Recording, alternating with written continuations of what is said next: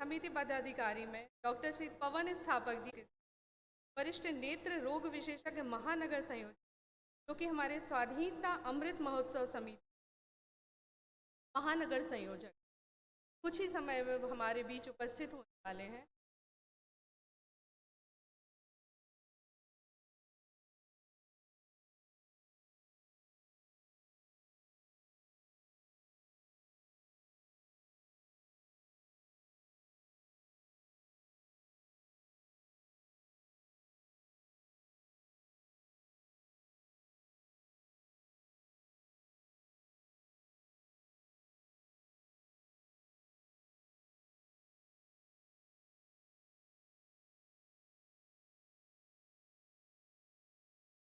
आपसे विनम्र अनुरोध करती हूँ, कृपया सभी सम्मानीय अपना मोबाइल साइलेंट मोड पर रखें, जिससे हमारे कार्यक्रम को हम गरिमामय रूप में संचालित कर पाएँ।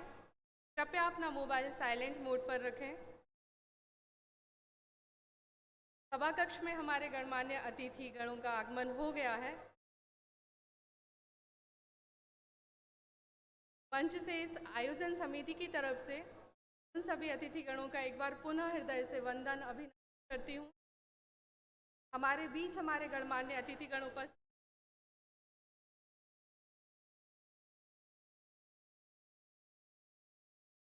पुनः एक बार मैं आपको संबोधित करते हुए अपना कार्यक्रम आगे बढ़ाने की आज्ञा चाहूंगी। सभागृह में उपस्थित माननीय अतिथिगण, परम पूज्य संतगण, समस्त मातृशक्ति एवं महानुभाव, आप सभी के अंतःकरण में विराजमान ब्रह्म स्वरूप परमात्मा को मैं डॉक्टर भावना तिवारी प्रणाम करती हूँ। आप सभी का सादर वंदन अभिनंदन करती हूँ। जैसा कि हम सभी जानते हैं कि पिछले वर्ष से संपूर्ण भारतवर्ष में स्वाधीनता का अमृत महोत्सव पर्व मनाया जा रहा है, जिसके अंतर्गत संपूर्ण देश में जगह जगह बड़े ही गरिमामय पूर्ण कार्यक्रम आयोजित किए, जिनसे संपूर्ण समाज में राष्ट्रीयता के भाव का पुनर्जागरण हो। बड़े ही सौभाग्य की बात है कि आज जबलपुर में इसी तारतम्य में यह आयोजन स्वाधीनता अमृत महोत्सव समिति के द्वारा किया जा रहा है। हम सभी उपस्थित कार्यक्रम को आगे बढ़ाते हुए मैं इस कार्यक्रम के आरंभ में मैं समिति के महानगर संयोजक आदरणीय डॉक्टर पवन स्थापक जी से विनम्र आग्रह करती हूँ कि वे आज के कार्यक्रम के मुख्य अतिथि आदरणीय श्री राजेंद्र सिंह मरकाम जी, मुख्य वक्ता श्री जे नंद कुमार जी को मंत्र दीप प्रज्वलन एवं पुष्पांजलि अर्पित करने हेतु माँ भारती एवं डॉक्टर बाबा साहेब अम्बेडकर के चित्र पर मंच पर आसन ग्रहण करने हेतु आग्रह करके डॉक्टर पवन स्थापक जी, कृपया करतल ध्वनि से आप सभी उनका स्वागत करें।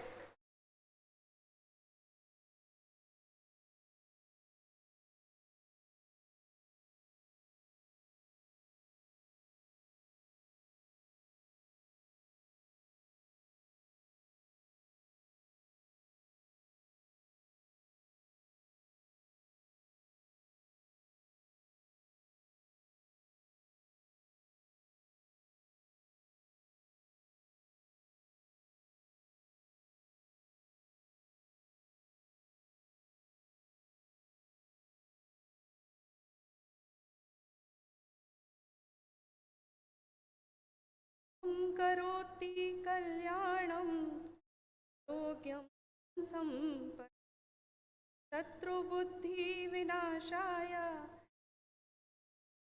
नमोस्तुते। ओ ज्योति परब्रह्मा ज्योति जनार्दन, ओ हरतु मे पापम आदि नमोस्तुते।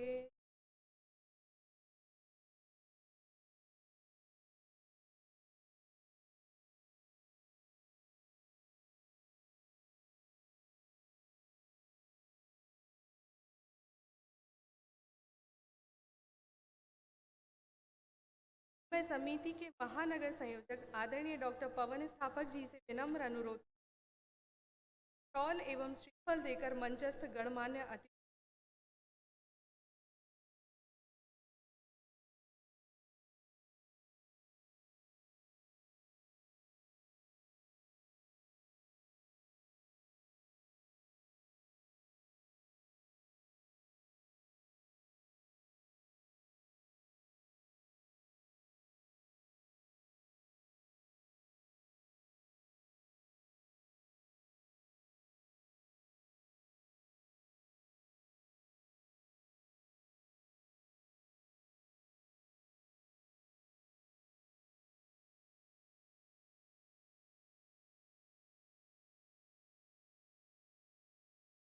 कार्यक्रम को आगे ले जाते हुए मैं आप सभी का परिचय आज के गणमान्य मुख्य अतिथि वक्ता एवं महानगर समिति के महानगर संयोजक जी से आपका परिचय कराना।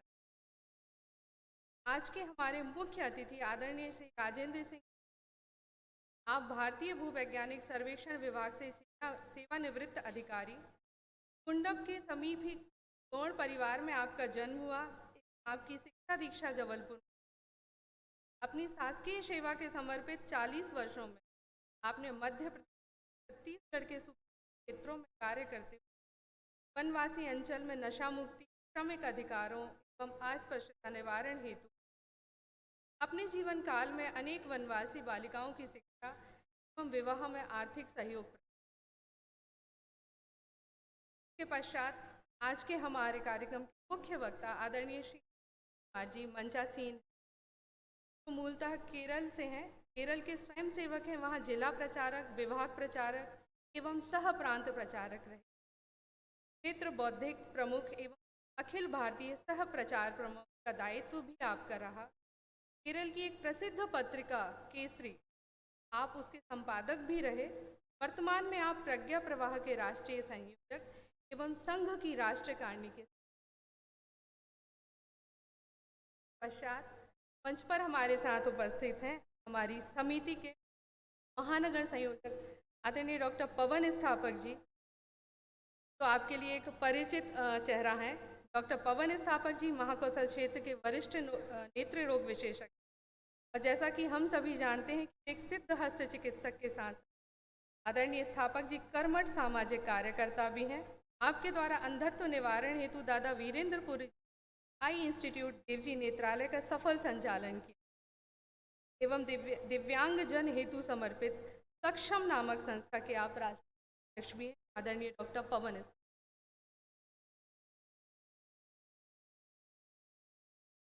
अब मैं हमारी समिति के महानगर संयोजक द्वारा मंच पर उनसे प्रस्तावना एवं आभार प्रकटीकरण हेतु आमंत्रित करूंगी। डॉक्टर पवन।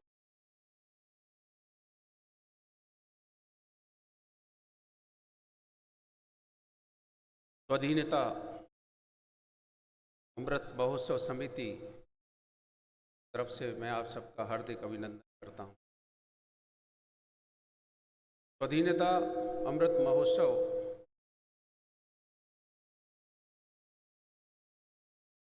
इस कार्यक्रम में जबलपुर का पहला कार्यक्रम है।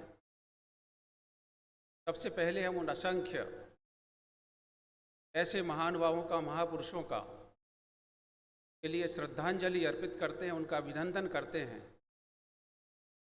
जिन्होंने स्वाधीनता को प्राप्त करने के लिए अपने प्राणों की आहुति दी। मंच पर विराजमान इस कार्यक्रम के मुख्य अतिथि राजेंद्र सिंह जी काम, इस कार्यक्रम के मुख्य वक्ता परम आदरणीय माननीय श्री नंद कुमार जी, राष्ट्रीय संयोजक प्रज्ञा प्रवाह, राष्ट्रीय कार्यकारिणी सदस्य राष्ट्रीय स्वयंसेवक संघ, सामने विराजमान डॉक्टर कैलाश गुप्ता जी, प्रतिष्ठित उद्योगपति एवं माननीय विभाग संघ चालक जबलपुर विभाग, उपस्थित संत समाज, जवाहरलाल नेहरू कृषि विश्वविद्यालय के माननीय कुलपति, उपस्थित सभी भाइयों बहनों,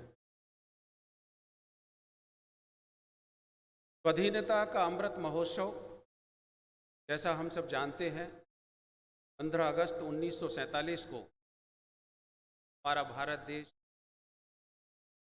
स्वाधीन हुआ। 15 अगस्त 2022 को 75 वर्ष पूर्ण होंगे। स्वाधीनता के इस 75 वर्ष के कार्यकाल में 75 वर्षों का इस पूरे समय में हमारे पूरे देश ने, हम सब ने क्या खोया, क्या पाया और क्या पा लेना चाहिए था, इसके बारे में चिंतन करते हुए और 75 वर्षों की समीक्षा जैसे करते हुए स्वाधीनता के महोत्सव कार्यक्रम का आयोजन संपूर्ण देश में किया जा रहा है। 12 मार्च को साबरमती आश्रम में की दांडी यात्रा का भी दिन था। ये कार्यक्रम शुरू हुआ है। अनेक संगठन और सरकार भी अपने स्तर पर इस महोत्सव को मना रहे हैं। सरकारी योजना में ऐसे 75 सप्ताह तक ये कार्यक्रम मनाया जा रहा है, जो कि 12 मार्च 2021 से 2022 से और 15 अगस्त 2022 तक 2023 तक मनाया जाएगा। ऐसा 75 सप्ताह का ऐसा कार्यक्रम मनाया जा रहा है। हम सब जानते हैं कि हमारे भारतीय इतिहास में अगर हम पीछे की तरफ जाते हैं, भारतीय सभ्यता ने जिस शिखर को छुआ था, उस समय हमारे चाहे वो शिक्षा का क्षेत्र हो, चाहे संस्कृति का क्षेत्र हो, चाहे वो आध्यात्म का क्षेत्र हो, चाहे विज्ञान का क्षेत्र हो, चाहे हमारी आर्थिक उन्नति का क्षेत्र हो, चाहे हमारा पूरे विश्व में व्यापार होता था उसका क्षेत्र हो, भारत सभ्यता को कोई छू नहीं पा रहा था। और लगातार 2000 वर्षों तक ऐसा गौरवपूर्ण संघर्ष में हमारा इतिहास रहा है। कई सभ्यताओं ने हमारे ऊपर आक्रमण किया। शक, हुन, डच, फ्रेंच, मुगल,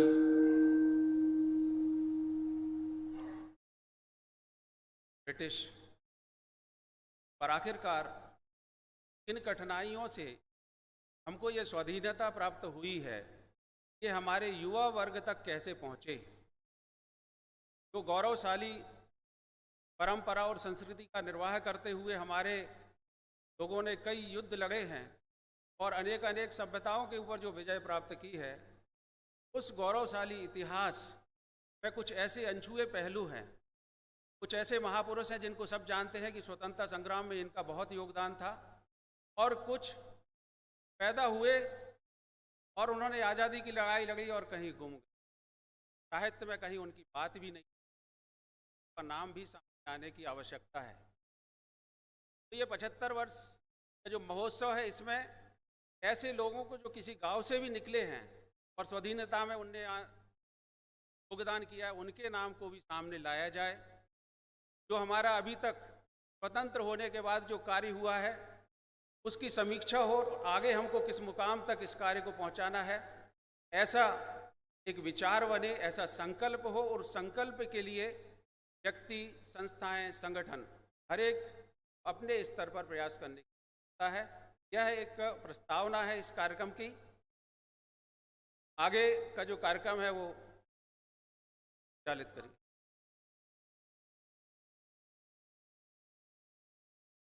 आभार प्रदर्शन के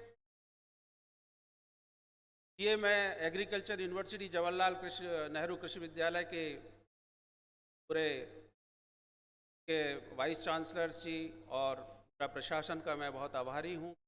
हाल हमको यहाँ पर दान किया, मैं आभार प्रदर्शन करता हूँ आज के कार्यक्रम में हमारे जो मुख्य अतिथि हैं श्री राजेंद्र सिंह जी का, कि उन्होंने बहुमूल्य समय हमें दिया।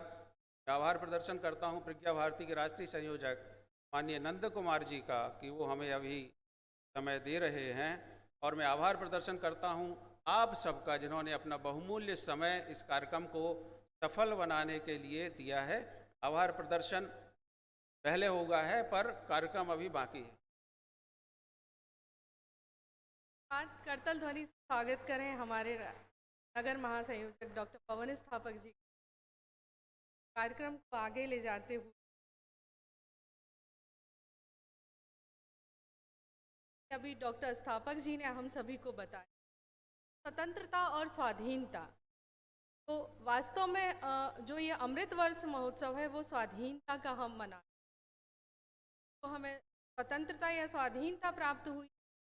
कई ऐसे गुमनाम चेहरे तो आज शायद समाज में हमारे समक्ष जिनका उल्लेख कहीं भी नहीं, और जिनकी जानकारी आदरणीय स्थापक जी द्वारा दी गई।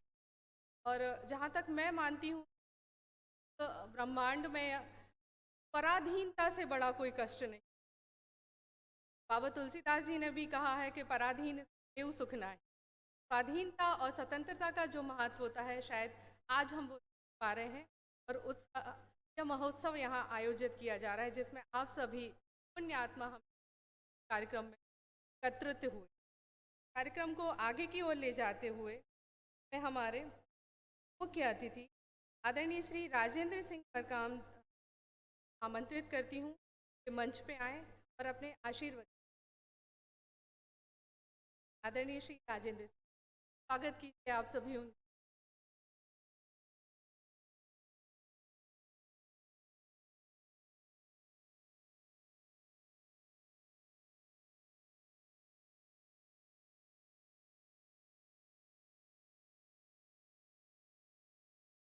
और बैठे हुए गण,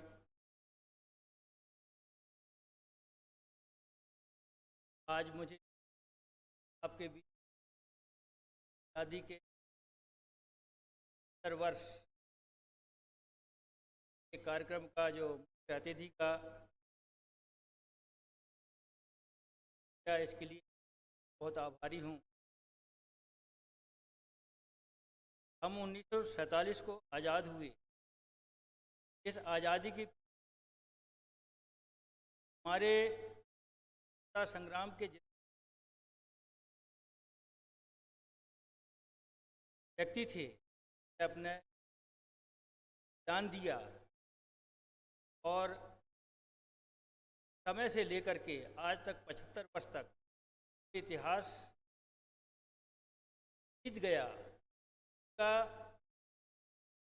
देखा जोखा डॉक्टर साहब ने जैसे बोला तो वो करना पड़ेगा। इस 75 वर्ष के बीच में क्या अच्छे काम किए, क्या बुरे काम किए, तो क्या करना चाहिए। केवल एक ही समाज का, केवल एक ही व्यक्ति नहीं, संपूर्ण व्यक्तियों का अवलोकन करना पड़ेगा। हमने 75 साल में हमने अपने लिए, अपने समाज के लिए, अपने देश के लिए, ये सबसे महत्वपूर्ण है। 75 साल बीत जाना छोटी मोटी चीज़ नहीं। 75 साल में बहुत कुछ बदल जाता है।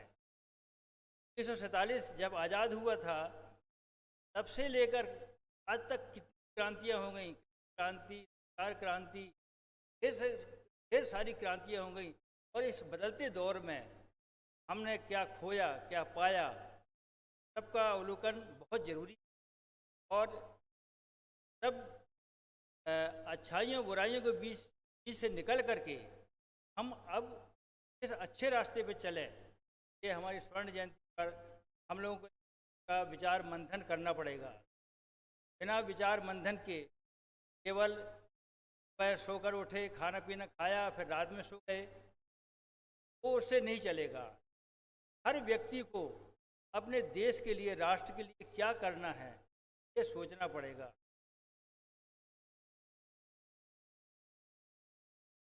मेरे पूर्वज जो प्रथम स्वतंत्रता संग्राम जो था, उस समय शंकर शाह, रघुनाथ शाह जी के समय 125 लोगों को तोप के मुंह से उड़ाया था। हमारे पूर्वज को भी तोप के द्वारा मृत्यु दंड दिया गया था। मुझे बहुत फक्र होता है कैसे लोग थे जिन्होंने अपनी स्वतंत्रता के लिए, प्रथम स्वतंत्रता संग्राम जो 1857 में हुआ था, उसके लिए अपने प्राण न्यौछावर कर दिए। उनका मानना था तो अंग्रेज आए हैं, ये हमको परतंत्र बना दिए। दास जी ने अभी बोला, पराधीन सपने सुख नाही, कर विचार देखो मन। पराधीनता सबसे बड़ा कष्ट है। पराधीन होने में कुछ भी स्वतंत्रता नहीं रह जाती। दूसरे के मन के द्वारा, दूसरों के विचारों के द्वारा, और एक प्रकार से गुलाम प्रवृत्ति, गुलाम हो जाते हैं हम। कितने साल तक हम लोग गुलाम रहे, ये बहुत बड़ा मतलब दुख वाला बोल रहा होगा। 47 में हम आज़ाद हुए, ये बहुत सौभाग्य की बात है। आज के उसमें मैं बाबा साहेब राव अम्बेडकर जी के आज ही उनकी जन्म वो है जन्मदिन है। मैं अपनी तरफ से जन्म दिवस पर अंजलि अर्पित करता हूँ। जैसा ज्ञानी, जैसा व्यक्तित्व का धनी चिंतक हमारे देश को हमेशा मिलता रहे। और मैं थोड़ा अपने बारे में बताना चाहता हूँ। मेरी जो सर्विस प्रारंभ हुई 1973 से, मुझे बस्तर भेज दिया गया। बस्तर में जब जाकर के देखा मैंने, अचंभित रह गया। इतनी गरीबी, इतनी अशिक्षा, लोगों के तनों में, महिलाओं के तनों में कपड़े तक नहीं रहते थे। जब मैं जगदलपुर कोंडागांव में वहाँ पर गया, खोज लीजिए का 73 की बात, उस समय ना तो नक्सलाइट थे, कोई नहीं था। भयंकर मच्छर, भयंकर वो हम लोग क्या करते थे कि मोटे मोटे कपड़े पहनते थे। पानी की बड़ी समस्या थी। लेकिन वहाँ एक सबसे मैंने खराबी देखी, लोग नशा बहुत करते हैं। मुझे एक प्रेरणा मिली कि नशा अभियान निकालना पड़ेगा। नशा सबसे खतरनाक वस्तु है। नशे से दिमाग तो आदमी का सुन्न होता ही है। नशे से पैसा भी जाता है, इज्जत भी जाती है। और वहाँ पर क्या, नशे से बच्चों की शिक्षा भी बहुत अवरोध। मैं क्या करता था, ठंडे अंडे को किसी भी दिन देखा खाली हूँ, वहाँ गांव में जा कर के और उनको नशा ना करने की सलाह देता था, बताता था कैसे दूर रहा जाए। आप दूर रहेंगे तो आपके बच्चे शिक्षित होंगे। मेरा वहाँ पर छत्तीसगढ़ में 10-11 साल रहा मैं। मेरा यही कार्यक्रम था, विरोधी के विरोध। ऐसे मैं जैन धर्म, बौद्ध धर्म, बहुत धर्मों के बारे में जानता हूँ, अध्ययन किया है। लेकिन जैन धर्म का जो प्रथम सूक्त है वो बहुत जबरदस्त है। नशा का जो पहला जो है, पंच हैं, ओम नमो अरिहंताड़म। अरिहंत यानी वो पहले बोलते हैं नशा नहीं करना है। अरिहंत, अरि यानी शत्रु, हंत यानी मारो। जिंदगी के 5 सबसे खतरनाक नशे, काम, क्रोध, मद, मोह, लोभ।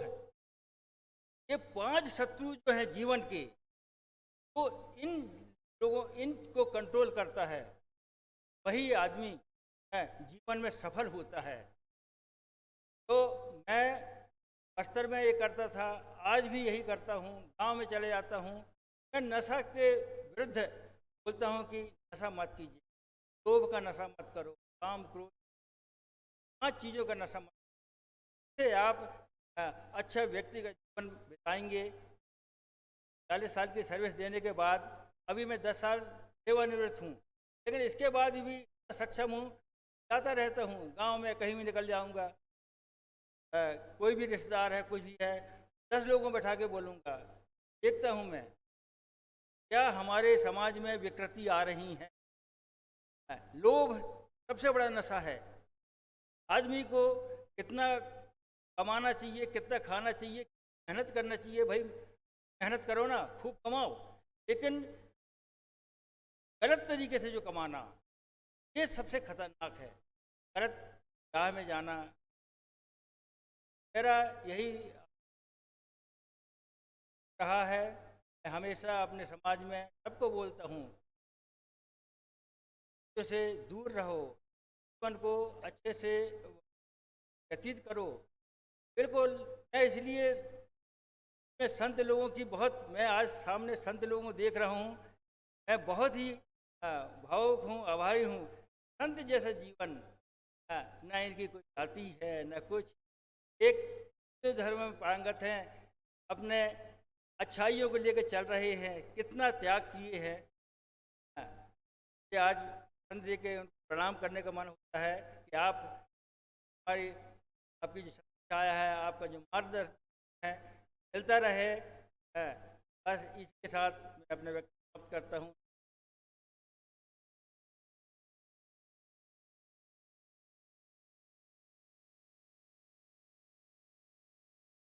हमारा जैसे आज मैं किसी भी प्रकार की हूँ, आपको अवनति की ओर ही ले वैचारिक उन्नति को अग्रसर होना है, और जब वैचारिक रूप से समृद्ध हो, स्वाभाविक रूप से उन कुरीतियों से मुक्त हो जाएंगे। कार्यक्रम को आगे बढ़ाते हुए मैं आमंत्रित करती हूँ, यहाँ हमारे समक्ष एक एकल गीत होगा, किंतु आपको मैं यह बताना चाहूँगी कि जिसके लिए आज हम यह कार्यक्रम आयोजित किया है, हमारे बीच हमारे मुख्य वक्ता आदरणीय श्री जे नंद कुमार जी उपस्थित हैं। तो आप सभी उनकी प्रतीक्षा कीजिए। इस एकल गीत के पश्चात उनका उद्बोधन हम सभी के मध्य होगा। मैं आमंत्रित करती हूँ एकल गीत के लिए।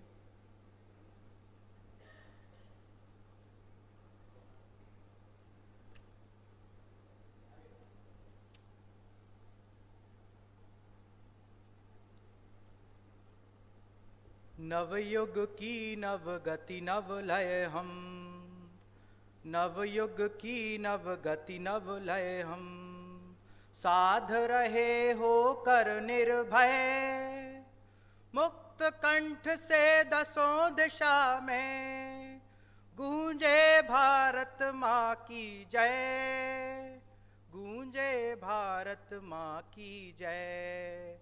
नवयुग की नवगति नवलय हम, स्वतंत्रता का यह अमृतोत्सव, जनगण मन का पर्व महान, याद आ रहे हैं वीर सभी वे, हुए देश हित जो बलिदान, श्रद्धा से वंदन करने का महापर्व है निश्चय, मुक्त कंठ से दसों दिशा में गूंजे भारत माँ की जय, गूंजे भारत माँ की जय।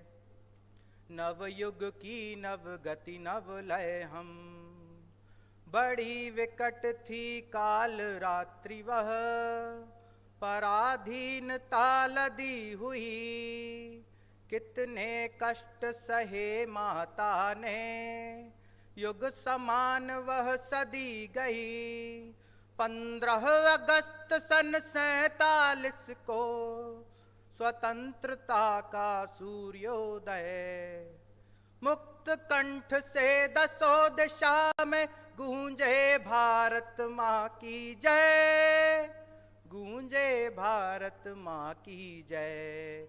नवयुग की नवगति नवलय हम, सजग सपूत समर्थ बने हम, कभी सूर्य यह अस्त न हो, अमृत पुत्रों के रहते फिर भारत माता त्रस्त न हो।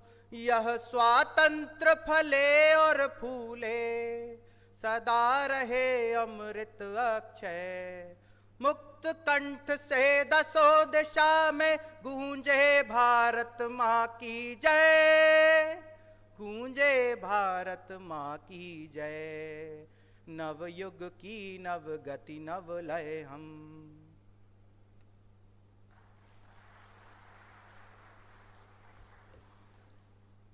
मेरे अनुज, आपको मैं धन्यवाद करती हूँ भारत माता माँ भारती का यह गुणगान करने के लिए। इसके पश्चात अब हमारी प्रतीक्षा के जो पल हैं वो समाप्त होने जा रहे हैं। हमारे बीच उपस्थित हैं हमारे कार्यक्रम के मुख्य वक्ता आदरणीय श्री नंद कुमार जी। कृपया वे अपना आसन यहाँ पर लें और हम सभी को कृतार्थ करें अपने पुण्य वचनों द्वारा। आदरणीय श्री जे नंद कुमार जी।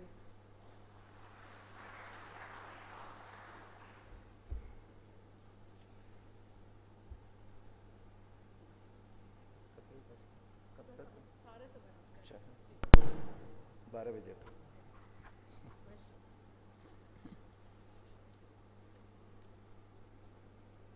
पूज्य संतवृंद, आज के इस भव्य कार्यक्रम के मुख्य अतिथि श्रीमान राजेंद्र सिंह मरकाम, माननीय विभाग संघचालक माननीय कैलाश गुप्ता जी, इस विश्वविद्यालय के आदरणीय कुलपति जी डॉक्टर प्रदीप कुमार बिसेन जी, स्वाधीनता के अमृत महोत्सव के इस महानगर के संयोजक डॉक्टर पवन स्थापक जी, कार्यक्रम में आए हुए माता बहनें, कार्यकर्ता बंधु, जबलपुर शहर के आदरणीय सभी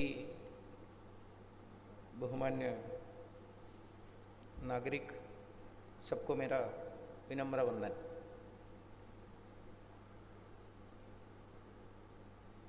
श्रेयान् स्वधर्मो विगुण परधर्मात् सुनिष्ठितात् स्वधर्मे निधनं श्रेय परधर्मो भयावह। भगवत गीता के ये श्लोक, ये सूक्त अभी तक जिंदगी में कितने बार सुने होंगे हम लोग। जब जब भारत के स्वतंत्रता संग्राम के इतिहास पढ़ते हैं तब कई बार इस श्लोक किसी भी देशभक्त, सही देशभक्त, सही यानी कोट एंड कोट में मैं बता रहा हूँ, बहुत सारे आजकल सही ऐसा विशेषण के अनर्ह देशभक्त लोग भी होते हैं, इसलिए मैं बता रहा हूँ फिर से। सही देशभक्त लोग हमेशा स्वतंत्रता संग्राम के बारे में वर्णन करने के समय क्यों हमारे यहाँ स्वतंत्रता संग्राम हुए, स्वतंत्रता संग्राम करने की आवश्यकता क्या है, चाहे वो महात्मा गांधी जी हो, महर्षि अरबिंदो हो, लोकमान्य तिलक जी हो, लाला लजपत राय, बिपिन चंद्र पाल, डॉक्टर मुंशे, डॉक्टर हेडगेवार, किसी भी स्वतंत्रता संग्राम के बारे में बताने के समय अवश्य एक बात कहते हैं, ये स्वधर्म रक्षा के लिए हुए संघर्ष है। केवल राजनैतिक संघर्ष मात्र नहीं थे, इसके अलावा नहीं तो इसके भी परे स्वधर्म के लिए लड़े हुए संघर्ष है। इसलिए कहते हैं भारत के स्वतंत्रता संग्राम एक प्रकार से it was Bharat struggle for selfhood, Bharat के स्व के लिए संघर्ष किया। स्व 2019 में विजयदशमी कार्यक्रम में भाग लेते हुए पूजनीय सरसंघ चालक मोहन जी भागवत, उन्होंने एक महत्वपूर्ण बात बताया था। उन्होंने बताया भारत के सामाजिक समस्याओं को हल करने के लिए एक स्व सेंट्रिक सोशल अप्रोच चाहिए, स्व केंद्रित। भारत में किसी भी मूवमेंट, अभियान जीतने के लिए ये स्व सेंट्रिक अप्रोच चाहिए, सेल्फहुड सेंट्रिक अप्रोच चाहिए, स्वत्व के आधार पर, आइडेंटिटी के आधार पर। उनका 2019 विजयदशमी स्पीच का मुख्य बिंदु, मुख्य फोकस वही था। इसको आगे बढ़ाते हुए 2020 बौद्धिक में, यहां अधिकतर लोग संघ से जुड़े हुए लोग हैं और ये विजयदशमी बौद्धिक प्रसिद्ध होने के नाते सभी अखबारों में पूरी इसका वर्णन भी आए हुए, इसलिए सामान्य लोगों को भी मालूम है, इसलिए मैं याद दिला रहा हूं। 2020 में उन्होंने बताया स्वाधीनता संग्राम, स्वतंत्रता संग्राम का भी केंद्र बिंदु स्व ही था। मैंने जो गीता श्लोक के द्वारा आपके सम्मुख रखने के लिए कोशिश किया, स्वधर्मे निधनम श्रेया परधर्मो भयावह। स्वधर्म पालन करने के रास्ते में, वो करने के परिश्रम में, प्रयास के बीच में मर गया है तो भी वो श्रेयस्कर है, और परधर्म का पालन वो भयावह है, नरक तुल्य है, ऐसा बताया। और उन्होंने बताया स्वतंत्रता संग्राम का केंद्र बिंदु स्व था। इसको और आगे बढ़ाते हुए उन्होंने 2021 के विजयदशमी भौतिक में यहां आए हुए कितने लोग ये कंटिन्यूसली इस पर्सपेक्टिव है, इन द प्रॉपर पर्सपेक्टिव पर ये तीनों भौतिक अगर जोड़कर पढ़ा है तो आपको पता चलेगा। 21 में पूजनीय सरसंघ चालक जी ने बताया, सही में 1947 अगस्त 15 को हम पराधीनता से स्वाधीन हो गया है, राजनैतिक स्वाधीनता हमको मिली। अभी हम प्रयाण में हैं, एक यात्रा में हैं, स्वाधीनता से स्वतंत्रता के ओर, सही अर्थ में स्वतंत्र बनने का प्रयास में है। इसका 75 साल पूरा होने वाला है अगले अगस्त 15 को 2020। देखिए, स्वास्थ्य केंद्रित अप्रोच होना चाहिए। Social problem, political problem, economic problem, what ever it may be, इसको सॉल्व करने के लिए एक देश में स्वकेंद्रित परिश्रम होना, पहले बताया। बाद में बताया भारत के स्वतंत्रता संग्राम का भी केंद्र बिंदु हुआ था, इसलिए it was struggle for selfhood या स्वत्व। तीसरा उन्होंने बताया ये स्वाधीनता से स्वतंत्रता का और इस देश का प्रयाण, यात्रा, सफर का 75 साल पूरा हो रहा। क्लियरली, स्पष्ट रूप में हमारे सामने एक दिशा मिल रहा है। ये स्वतंत्रता संग्राम के बारे में, उस इतिहास के बारे में देखने का दृष्टिकोण क्या होना चाहिए। स्वतंत्रता संग्राम केवल पॉलिटिकल थे क्या? स्वतंत्रता संग्राम केवल किसी एक समीप कालखंड में शुरू हुए एक इतिहास है क्या? किसी अंग्रेजी एजुकेटेड उत्तर भारत के, सॉरी टू से उत्तर भारत, लेकिन कुछ लोग ऐसा कहते हैं भारत के स्वतंत्रता संग्राम उत्तर भारत में हुआ है, ऐसा। कुछ लोग ऐसा भी कहते हैं भारत के स्वतंत्रता संग्राम में भाग लेने वाले अधिकतर लोग सो कॉल्ड सवर्णा लोग थे, बैकवर्ड कम्युनिटी का कोई लेना देना नहीं। कुछ लोग ऐसा भी कहते हैं अधिकतर लोग इंग्लिश एजुकेटेड लोग थे, अंग्रेजी शिक्षा प्राप्त हुए ऐसे लोग था। और अंत में ये लोग बताते हैं it was the end of the day Indian independence struggle was predominantly A political one, एक राजनीतिक संघर्ष था, ऐसा बताते हैं। इस प्रकार का इतिहास स्वतंत्रता संग्राम संबंधित हमारे सामने रखते हैं। उस समय उसी बैकग्राउंड में हम ये स्वतंत्रता प्राप्ति के, स्वाधीनता के प्राप्ति का 75 साल का आयोजन करते हैं, कार्यक्रम करते हैं। केवल कार्यक्रम करने से, बड़ा बड़ा इवेंट्स करने से ये कार्यक्रम सफल नहीं होगा, 75 साल का आयोजन सफल नहीं होगा। जो महान विभूतियों ने इस स्वतंत्रता के लिए, भारत को स्वाधीन बनाने के लिए स्वयं उनके जीवन न्योछावर कर दिया था, उनके सपना पूरा नहीं। इसलिए पहला कर्तव्य इस प्रकार के प्रबुद्ध नागरिकों का कर्तव्य क्या है? प्रॉपर पर्सपेक्टिव में अच्छी तरीके से स्वतंत्रता संग्राम के हिस्ट्री को समाज के सम्मुख लाना है, यह आवश्यकता है। क्या भारत के अंदर सही हिस्ट्री नहीं है क्या? मैं एक विश्वविद्यालय के अंदर, चाहे वो एग्रीकल्चर यूनिवर्सिटी, तो भी एक शिक्षा के, एक सरस्वती मंदिर के अंदर खड़े होकर ये बात बता रहा हूं। बताने के लिए मेरे को बहुत शर्म भी आ रहा है, फिर भी मैं बता रहा हूं।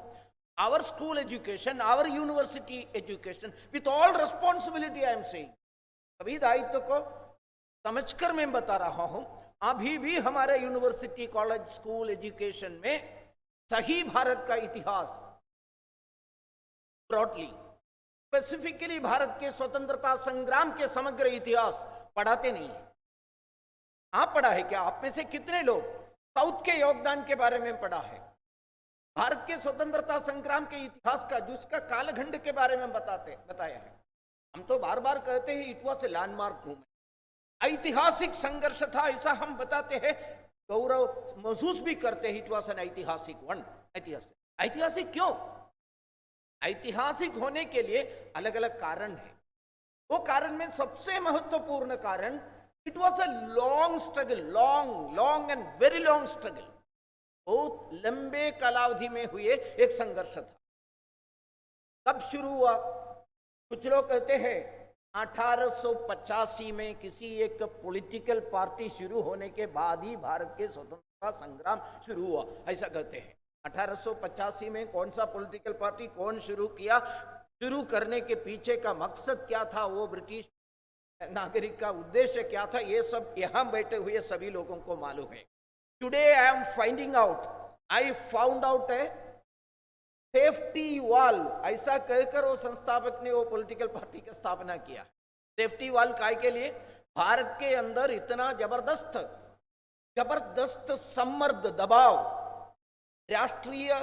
भारत के राष्ट्रीय स्वतंत्रता के लिए संग्राम करने का इच्छा बहुत ज्यादा हो रहा है, स्पेशली 1857 के बाद, 1857 के अकाल निर्याण के बाद। में अकाल निर्याण ऐसा कहते हैं, वो लंबे समय तक चलना चाहिए था, अनेक कारणों से वो हार गए, लेकिन फिर भी ये होश, ये भाव, ये विचार, चिंता समाज के अंदर से बिल्कुल खत्म नहीं हुआ। वो ज्यादा से ज्यादा गंभीर हो रहा था। They were all waiting for a proper leadership and a proper organization movement। क्यों? एक प्रकार से एक विस्फोट के लिए तैयार हो रहा था। अंग्रेजी बुद्धिजीवी लोग ये समझ गया, उनको समझ में आ गया ऐसा स्थिति है भारत के अंदर। ये समझने के लिए उन्होंने बहुत लंबा एक सर्वे किया था भारत के अंदर। गांव गांव में ये विचार, भारत के देशभक्ति का जो उज्जवल ज्वार, ये समझ में आया। इसको थोड़ा सा सेफ्टी वाल्व का उपयोग के द्वारा, सेफ्टी वाल्व किसी इंजन में कैसा प्रयोग करते हैं आपको मालूम है। किसी कारणवश किसी इंजन के मोटर के अंदर प्रेशर ज्यादा हो गया है तो वो प्रेशर को डिफ्यूज करने के लिए सेफ्टी वाल्व का उपयोग करते हैं। ये सेफ्टी वाल्व का शब्द प्रयोग किया एलन ऑक्टेवियन ह्यूम ने। वो राष्ट्र पॉलिटिकल ऑर्गेनाइजेशन स्थापना करने के बाद में, वो पॉलिटिक्स में ज्यादा नहीं जा रहा हूं, प्रेशर को डिफ्यूज करने के लिए। क्या उसी वक्त भारत के स्वतंत्रता संग्राम शुरू हुआ है क्या? बिल्कुल नहीं, उसके पहले कितने भी संघर्ष हुआ था। अगर 1885 था भारत के स्वतंत्रता संग्राम के राष्ट्रीय परिदृश्य का प्रारंभ है, तो आप राम सिंह कुका जी का संघर्ष को कहां डालेंगे? 1885 से भी बहुत पहले राम सिंह कुका आंदोलन पंजाब के अंदर, भारत के अंदर स्वदेशी का भाव जगाने के लिए जो परिश्रम एक संगठित तरीके से शुरू करने वाला व्यक्ति पंजाब के महान देशभक्त राम सिंह कुका जी था। एक महान संत भी था कुका, एक कुका मूवमेंट भी उन्होंने शुरू किया। संघर्ष इतना जबरदस्त था, मैं पूरा हिस्ट्री नहीं बता रहा हूं। 1885 था पहला स्वतंत्रता प्रारंभ के दिन है, तो वासुदेव बलवंत फड़के को आप कहां रखेंगे? वासुदेव बलवंत फड़के आपको मालूम है महाराष्ट्र के महान क्रांतिकारी थे। वो केवल राजनैतिक क्रांतिकारी कार्यक्रमों में केवल भाग लिया है क्या? वासुदेव बलवंत फड़के के इतिहास अगर ठीक तरह से पढ़ा है तो आपको मालूम होगा he was a multifaceted personality. के तस्वीर वगैरह देखा है तो एक डाकू जैसा पिक्चर बनाया है संत महावरंत। वो इस प्रकार से अनरूली दाढ़ी और एक पिस्टल या राइफल हाथ में रखकर देखने से ही चंबल के किसी डाकू ऐसा लगता है, इस इमेज बनाते हैं। इसके पीछे भी षड्यंत्र है। Vasudev Balwant Phadke was a great educationist. He was the person, one of the great personalities who founded the Maharashtra Education Society. Maharashtra के अभी भी इतना भी एजुकेशन इंस्टीट्यूशंस चलाने वाला सोसाइटी के स्थापक वासुदेव बलवंत फड़के थे। आप में से कितने लोग याद करते हैं मुझे पता नहीं है। He was an industrialist also. व्यवसाय उद्योग शुरू किया उन्होंने। सामान्य लोगों को, निर्धन लोगों को काम मिलना चाहिए, पैसा मिलना चाहिए। ब्रिटिशों को, विदेशियों को टिप्पण करते बिना जीने के लिए उन्होंने साबुन का बड़ा फैक्ट्री शुरू किया था।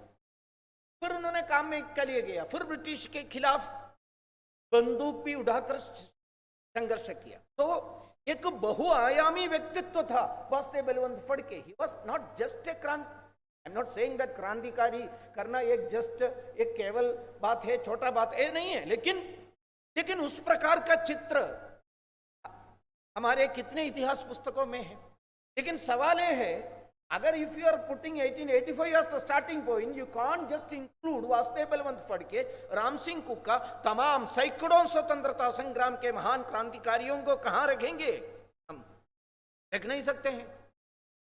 कुछ लोग कहते हैं, जाने अनजाने हम भी रिपीट करते रहते हैं, 1857 था पहला स्वतंत्रता संग्राम। ऐसा कहने के साथ साथ, with all respect to everyone, पूरे आदर के साथ मैं बता रहा हूं, जाने अनजाने वो गलत नैरेटिव को हम भी बल देते हैं। 1857 के पहले भारत के अंदर स्वतंत्रता संग्राम नहीं हुई है क्या? वीर सावरकर जी उस पुस्तक लिखा, क्या है पुस्तक का title? Was it first war of independence of 1857?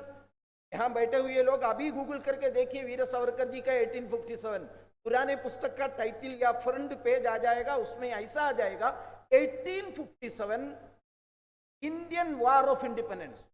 First शब्द उसमें नहीं है। हाँ, प्रीफेस में कहीं पर लिखा है पूरे भारत में एक नेतृत्व के पीछे एक योजनाबद्ध तरीके से हुए संघर्ष पहला है, ऐसा। इसका अर्थ भारत के किसी भी राज्य में किसी भी नेता के नेतृत्व में स्वतंत्रता संग्राम नहीं हुआ, यह अर्थ केवल नहीं है। इसलिए वो भी नहीं था भारत के स्वतंत्रता संग्राम का पहला हिस्सा, उसके भी पहले शुरू हुआ था। ये भी पहले मैं दक्षिण से हूं। दक्षिण में वेलुत्तंबी दलवा, वीर पழश्ശி राजा, रानी चन्नम्मा, संगोली रायण्ण, रानी अब्बक्का, वेलु नाचियार, कुयिली,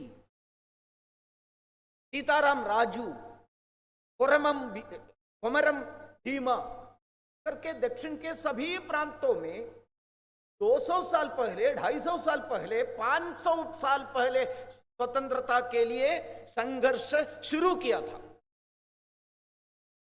कुल मिलाकर अगर देखा है तो पहला वेस्टर्न कॉलोनियलिस्ट उपनिवेश शक्ति भारत के अंदर जब प्रवेश किया वो तो पुर्तगाल था। 1498, 1498। सामान्यतः इस प्रकार के भाषण में ये साल बताना थोड़ा बोरिंग लगेगा आप लोगों को, लेकिन कुछ लोग इतिहास के पसंद करने वाले लोगों को अच्छा भी लगेगा। 1498, 1498 मतलब 15वीं सदी के अंत में पुर्तगाल फोर्स पहले भारत के अंदर प्रवेश किया। वो केरल में था, कालीकट में था, कापाड ऐसा एक बीच है, वो बीच में प्रवेश किया। सामान्यतः विदेश से कहीं से कोई अन्य व्यक्ति मेहमान आ गया है तो, अतिथि आ गया है तो हम उस अतिथि को देवा, ईश्वर, अतिथि देवो भव ऐसा कहते हैं। उस प्रकार पुर्तगाल जहां आए ट्रेड के लिए आ रहे ऐसा कहकर आया था, ऐसा है ना, व्यापार के लिए आए ऐसा कहते हैं। व्यापार आने लेना देना है, वो लाभ दोनों के लिए है, इसलिए वो आए हैं। अतिथि इस रूप में उनको स्वागत किया। केरल के उत्तर भाग के राजा सामूरिन वास्को ड गामा को स्वागत करने का कार्यक्रम, उस कापाड बीच के परिसर में एक बड़ा देवी मंदिर था, वो देवी मंदिर में उनका स्वागत का कार्यक्रम भी किया। कभी कारण क्या है आपको समझ में। लेकिन जब समूरिन और कालीकट के, केरल के, मंगलूर के लोगों को मालूम हो गया इनका मेन उद्देश्य, main purpose is not trade, something else, Bharat के धर्म को नष्ट करने के लिए है, स्वत्व को नष्ट करने के लिए है, पॉलिटिकल पावर भी लेने के लिए है, ये मकसद जब मालूम हो गया उद्देश्य, तब जाकर स्वतंत्रता संग्राम प्रारंभ हो गया। 16वीं सदी के शुरू में केरल के अंदर, मंगलूर के अंदर पुर्तगाल फोर्स के खिलाफ संघर्ष किया। अब कौन से टेबल में ये रखेंगे? स्वतंत्रता संग्राम है ना। इसलिए कुल मिलाकर आपको यह समझने की जरूरत है, जब कॉलोनियल फोर्स भारत के अंदर जब प्रवेश किया तब हमारे यहां के स्वतंत्रता संग्राम प्रारंभ हुआ था। पुर्तगाल फोर्स ने मंगलूर भी उन्होंने कब्जा में लेने के लिए कोशिश किया।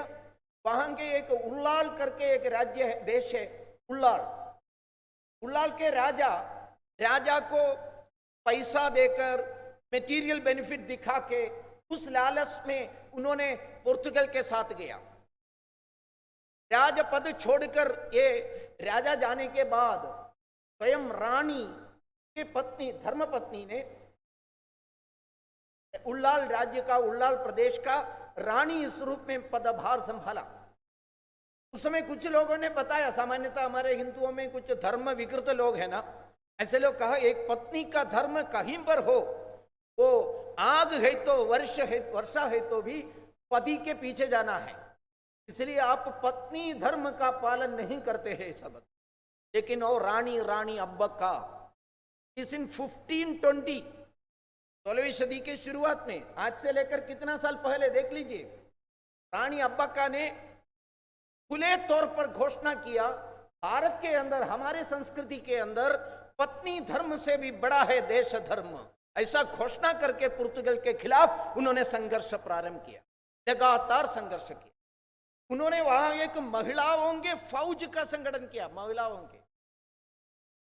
देखिए उस समय पाश्चात्य देशों में, क्रिस्ती देशों में चर्चा वही चल रहा था, पुर्तगाल, फ्रांस, डच जैसे क्राइस्तव पाश्चात्य देशों में चर्चा वही चल रहा था चर्चेस के अंदर, महिला मनुष्य है क्या या नहीं। That was the main discussion going on there, whether women can be considered as human being. यहाँ आए हुए भाई माता बहने मेरे को क्षमा कीजिए, उन लोगों की चर्चा वही था। लेकिन भारत के अंदर धर्म की रक्षा के लिए लड़ाई का नेतृत्व कर रहे थे यहाँ के महिला लोग। That was the difference, that's the difference. तो उस प्रकार के महान संघर्ष का नेतृत्व किए हुए रानी अब्बक्का, महिलाओं के फौज बनाने वाली रानी अब्बक्का।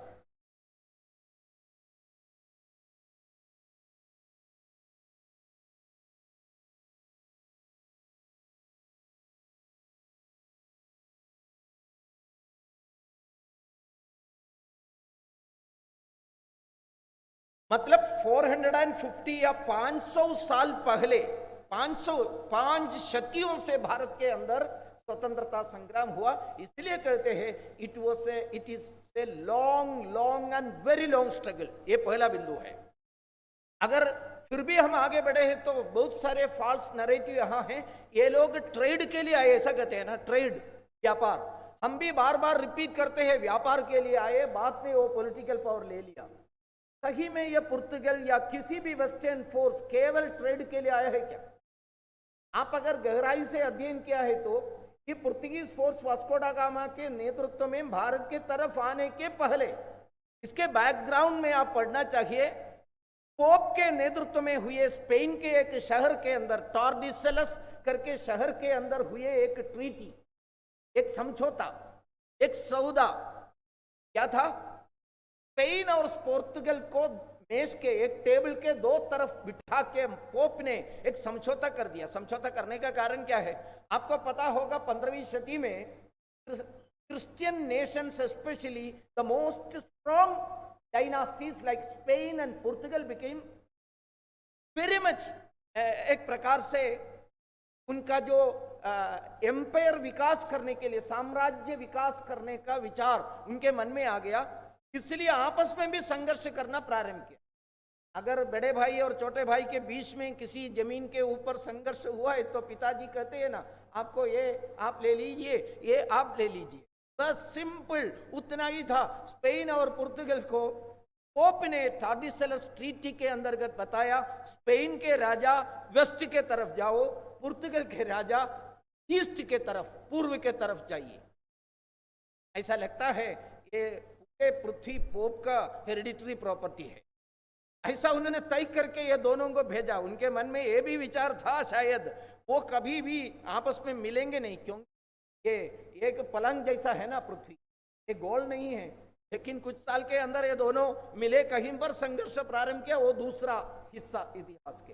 लेकिन ये लोग आने के पीछे मजहबी साजिश थे, पक्का, विथ ऑल प्रूफ हमको बता सकते।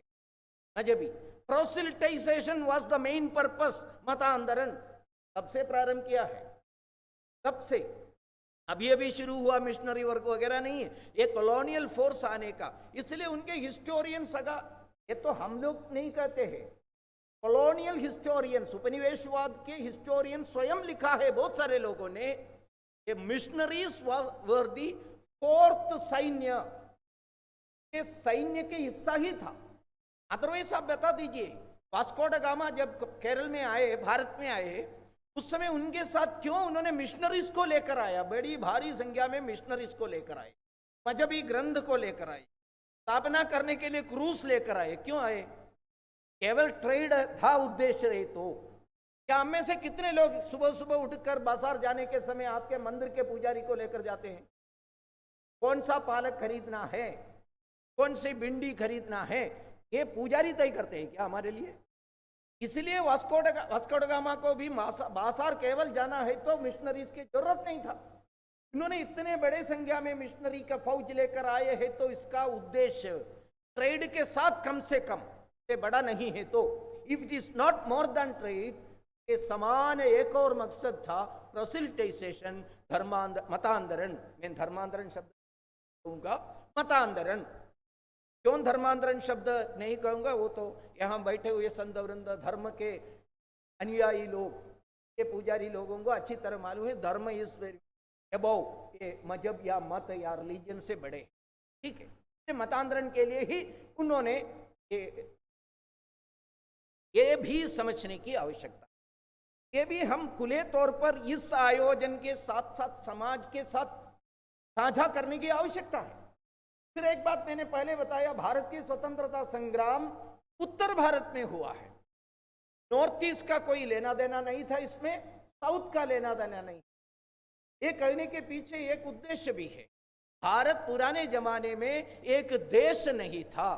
ब्रिटेन आने के बाद, नहीं तो ये पाश्चात्य शक्ति आने के बाद, उन लोगों ने हमको शिक्षा देने के साथ साथ, भारत को शिक्षा देने के साथ, भारत एक नेशन स्टेट है, राष्ट्र राज्य है, ऐसा सीख भी उन्होंने दिया। ये उनका प्रचार है। यहां आने के समय क्या देखा उन्होंने? भारत के अंदर आपस में लड़ने वाले समाज, आपस में लड़, नागरिकता नहीं थे, सभ्यता नहीं थे, शिक्षा, मॉडर्न एजुकेशन नहीं थे, दूसरे ग्रुप के गला काटने वाले हेड हंटर्स। आप सोशियोलॉजी पढ़े हैं तो सोशियोलॉजी में वेस्टर्न थिंकर्स हमको सिखाते हैं, भारत के अंदर जो ट्राइब्स थे, जो ग्रुप थे, दे वर ऑल हेड हंटर्स, अन्य लोगों का सर काटने वाला, गला काटने वाला लोग, सभ्यता नहीं थे। ये सब देखकर ये पाश्चात्य लोगों के करुणा आई, हृदय द्रवीकरण हुआ है, मेल्टेड उनके हृदय। इतना कष्ट है भारत में, इसलिए ये भारतीय असभ्य लोगों को सभ्य बनाने के लिए, नागरिक बनाने के लिए उन्होंने सोचा हमको कुछ नष्ट हुआ है तो भी चलेगा, ट्रेड थोड़ा सा बाजू में रखकर इनको सभ्य बनाने का प्रयास में वो जुड़े। ऐसा कहते हैं, they try to make civilised. और उन्होंने ऐसा घोषणा किया, भारतीय लोगों को, ये ब्राउन या डार्क स्किन्ड लोगों को अच्छे मानव बनाने के लिए, जानवरों को, भारतीय जानवरों को भारतीय मानव बनाने के लिए उन्होंने ट्रेड को बाजू में रखकर हमको शिक्षा देना प्रारंभ किया। हमारे यहाँ रेलवे लाइन बिछाना प्रारंभ किया, हमको इंग्लिश एजुकेशन दिया, ऐसा कहते हैं लोग। ऐसा विश्वास रखने वाले बहुत सारे लोग भारत के अंदर अभी भी है, इसलिए इस अवसर को ये खुले में बताने की आवश्यकता है। भारत एक देश नहीं था ऐसा बताने वाले, भारत एक प्रकार से सभ्यता नहीं थे ऐसा कहने वाले लोग अभी भी है। जो कुछ modern things which we are enjoying now, modern education, modern universities, modern libraries, modern laboratories, everything एक प्रकार से उनके फेवर है, जिसका ब्रिटिश लोगों ने दिया है।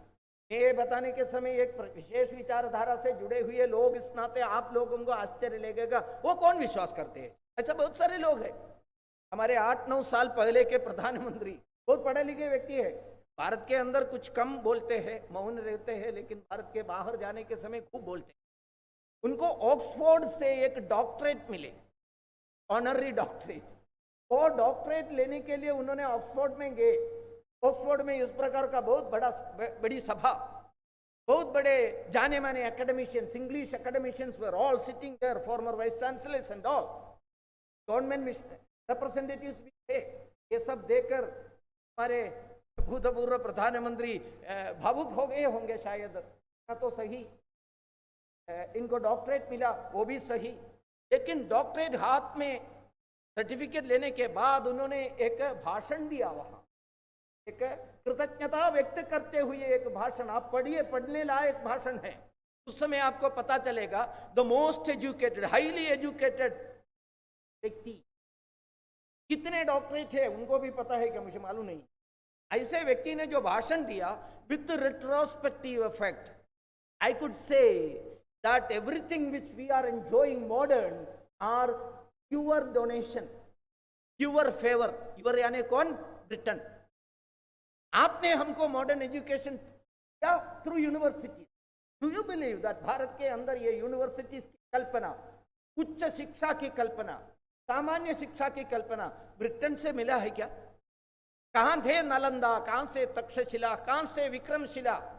जितने भी यहाँ के विश्वविद्यालयों के साथ तुलना करने लायक एक भी विश्वविद्यालय थे क्या उस जमाने में ब्रिटेन के अंदर?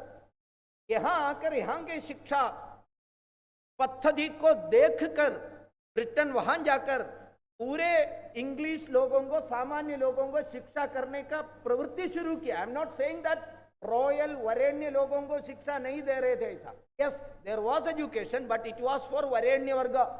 केवल सामान्य लोगों के लिए शिक्षा करने के विधि उन्होंने देखा भारत के अंदर, जगह जगह पर, गांव गांव में, आश्रमों के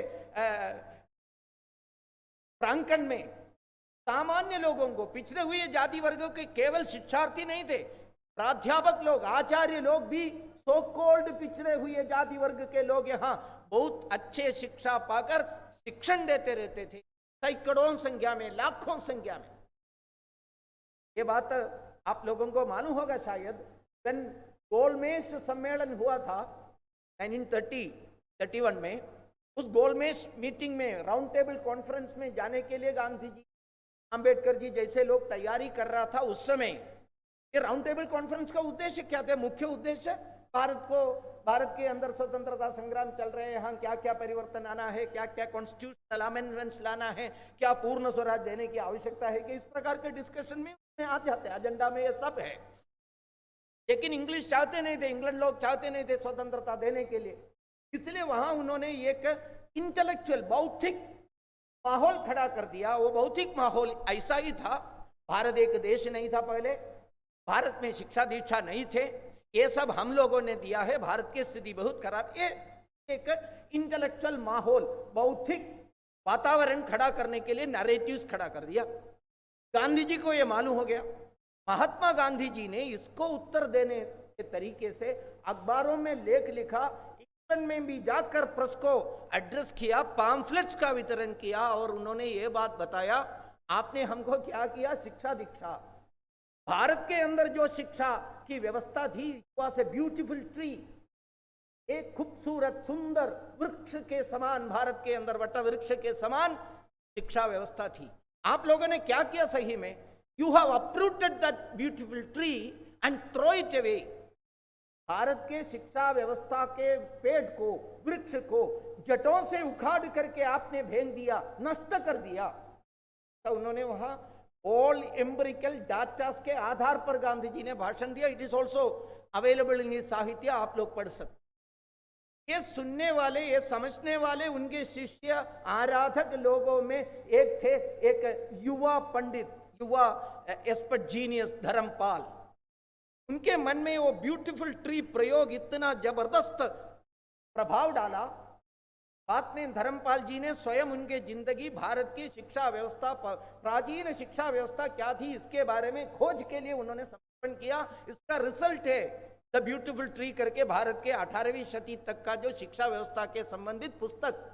के बाद उन्होंने टेक्नोलॉजिकल एडवांसमेंट के बारे में, साइंटिफिक एडवांसमेंट के बारे में, प्रोग्रेस के बारे में पूरा पुस्तक, हिस्ट्री में बता रहा हूं।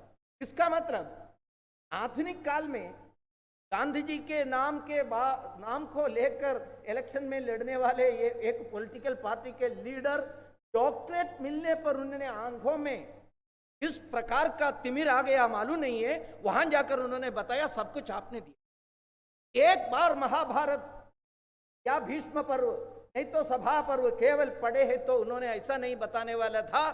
पॉलिटिकल एडमिनिस्ट्रेशन सिस्टम, भारत के अंदर गवर्नेंस का तरीका क्या था, ये ब्रिटेन हमको दिया, ऐसा नहीं बताने वाला। एक बार बाबा साहब अंबेडकर, पूज्य बाबा साहब का जयंती है आज, हम याद रखना चाहिए वो महाविभूति को। उन्होंने बताया था कॉन्स्टिट्यूंट असेंबली का समापन भाषण में, पढ़ लीजिए आपको मालूम होगा, उसमें उन्होंने बताया है भारत के अंदर डेमोक्रेटिक सिस्टम इतना जबरदस्त था। प्राचीन भारत में, शुद्ध भारत में वैशाली जैसा डेमोक्रेटिक रिपब्लिक हजारों संख्या में प्रतिनिधियों को चुनकर इतना सुंदर तरीके से, शक्तिशाली तरीके से डेमोक्रेटिक सिस्टम को हमने, रिपब्लिक को, गणतंत्र को 2000 साल के पहले भारत में विद्यमान थे, इसके बारे में बताया। लेकिन इस व्यक्ति ने क्या बताया वहां जाकर? डेमोक्रेटिक सिस्टम आपने सिखाया, लॉ एंड जस्टिस आपने सिखाया, मैं आधा नहीं जा रहा हूं। इस प्रकार के लोग अभी भी है। इन लोग, ये ब्रिटेन, फ्रेंच, डच, पुर्तगाल, कुछ हद तक स्वीडन, कुछ हद तक हंगरी, इस लोग यहां आने के समय भारत की क्या थी? हमारे एजुकेशन सिस्टम, हमारे आर्थिक स्थिति, भारत के अंदर जो आर्थिक स्थिति उस समय पर क्या था, इसके बारे में in depth study Angus Maddison जैसा विश्वविख्यात इकोनॉमिस्ट ने किया है। भारत के किसी इकोनॉमिस्ट ने किया है तो विश्वास रखने के लिए सामान्य समाज को थोड़ा सा ये होते हैं ना, एडवांस्ड, प्रोग्रेसिव, मोस्ट एडवांस्ड विश्व के देशों के सलाहकार, आर्थिक सलाहकार, ऐसे एंगस मैडिसन ने विश्व के इकोनॉमिक हिस्ट्री लिखा है। उस इकोनॉमिक हिस्ट्री में लिखता है 18वीं सदी के तक पूरे विश्व के ट्रेड का हिस्सा, भारत के हिस्सा अनेक सालों में was reaching 33%, 1/3 ऑफ द के 1/3, 1/3 भारत का ही था। आर्थिक स्थिति उतना जबरदस्त था। सामाजिक स्थिति क्या थी, आपस में संबंध क्या थी, महिलाओं की स्थिति क्या थी, कितने बहुमान्य आदरणीय स्थान थे। जातियों के बीच में संघर्ष बिल्कुल नहीं था। ये लोग आकर हमारे अंदर जाति प्रथा, जाति विश्वास ये सब बनाया, कुछ जाति वर्ग को अधकृत बनाया, की वजह से संघर्ष प्रारंभ हुआ। तो मतलब उन्होंने कुछ सभ्यता हमको दिया नहीं, उन्होंने सही में भारतीय लोगों के एक बड़े वर्ग को असभ्य बनाया इनके अंग्रेजी एजुकेशन के तहत। इसलिए स्वामी विवेकानंद जी ने बताया ये इंग्लिश एजुकेशन को, ब्रिटिश एजुकेशन सिस्टम को फॉलो करते करते बच्चे एक प्रकार से वेजिटेबल्स बन रहा है। उन्होंने बताया एक सब्जी जैसा, वेजिटेबल जैसा बन रहा है। क्या करना क्या नहीं करना इसके बारे में कोई जानकारी नहीं थी। वो लोग सोचना प्रारंभ करते हैं, मैं गद्दा हूं, मैं बेवकूफ हूं, मूर्ख हूं, मेरे पिताजी गद्दा था और उनके पिताजी उससे भी ज्यादा गद्दा था। ऐसा सोच रखने वाले लोगों को निर्माण करने वाला इंग्लिश एजुकेशन हमको दिया। ये कहने वाला कौन है? स्वामी विवेकानंद।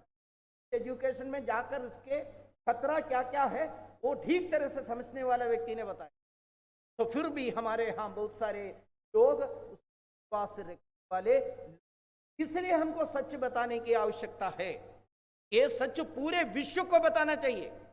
यहाँ बैठे हुए लोगों के कितने लोग विदेश में हैं, आप लोगों को ऑनलाइन के द्वारा इस कार्यक्रम 75 साल का आयोजन का कार्यक्रम में भाग ले सकते हैं, भाषण दे सकते हैं। तो पूरे विश्व को उच्च स्वर में, सामान्यतः नैरेटिव बिल्डिंग एक्सरसाइज का एक स्टेप है, grab the megaphone and speak loudly wherever huge traffic is, ऐसा बताते हैं।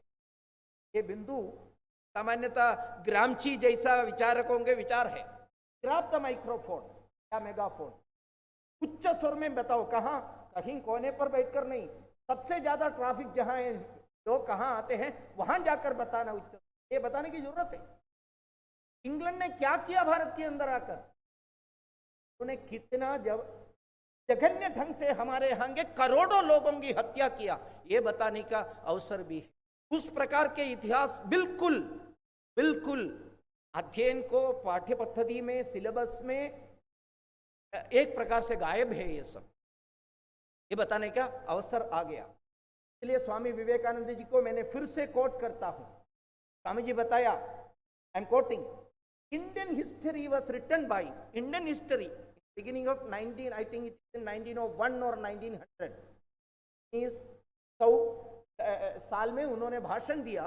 वो भाषण में वो कहते हैं, I am quoting, our history, Indian history was written by British bracket में वेस्टर्नर्स, उनका मकसद क्या था वो लिखते हैं, वो बताते हैं भारत के डाउनफॉल दिखाना चाहिए था उन्हें, हमारे शॉर्टकमिंग्स दिखाना चाहिए था।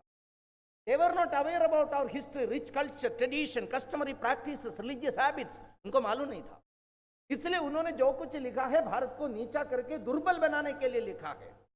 वो भाषण के अंत में वहां आए हुए हिस्टोरियंस को, एजुकेशंस को, एकेडमिशियंस को, now it is our duty to write the true Indian duty to write actual history of Bharat. ये मुझे लगता है ये स्वतंत्रता के, स्वाधीनता के 75 साल के आयोजन का एक मुख्य लक्ष्य ये सही हिस्ट्री समाज के सामने रखने का है। मैंने फिर से पूछ रहा हूं, क्या भारत के अंदर सही हिस्ट्री नहीं थे क्या? विवेकानंद जी बता रहे थे, अभी मैंने कोट किया, it was written by British.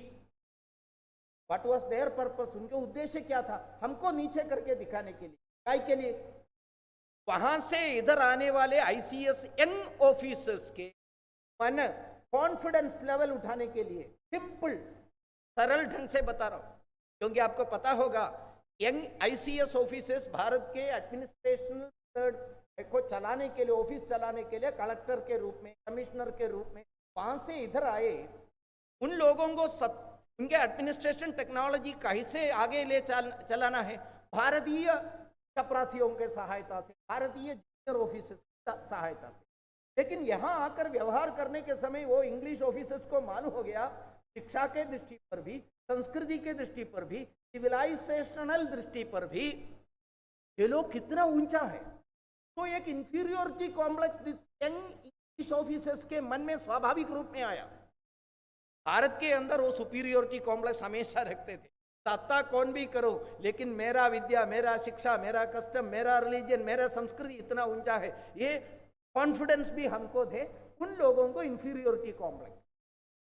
मूल उद्देश्य था ब्रिटिश हिस्टोरियंस का भारतीय कॉन्फिडेंस लेवल को, सुपीरियोरिटी कॉम्प्लेक्स को, उच्चता भाव को नीचे करना, उन लोगों के इंफीरियोरिटी कॉम्प्लेक्स को, नीचता बोध को ऊपर उठना।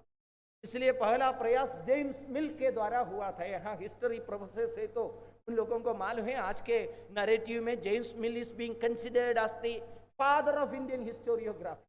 भारत के हिस्ट्री राइटिंग जेम्स मिल ऐसे कर। जेम्स मिल ने हिस्ट्री ऑफ ब्रिटिश इंडिया लिखा। क्या लिखने के समय प्रीफेस में उन्होंने 2-3 बातें लिखे, वो समझने लायक है, पढ़ने लायक है। जेम्स मिल, वो ब्रिटिश ऑफिसर हिस्टोरियन, क्या लिखा? I am writing an objective history, no problem with that. Objective history लिखना ही चाहिए, किस हिस्टोरियन लिखना है तो।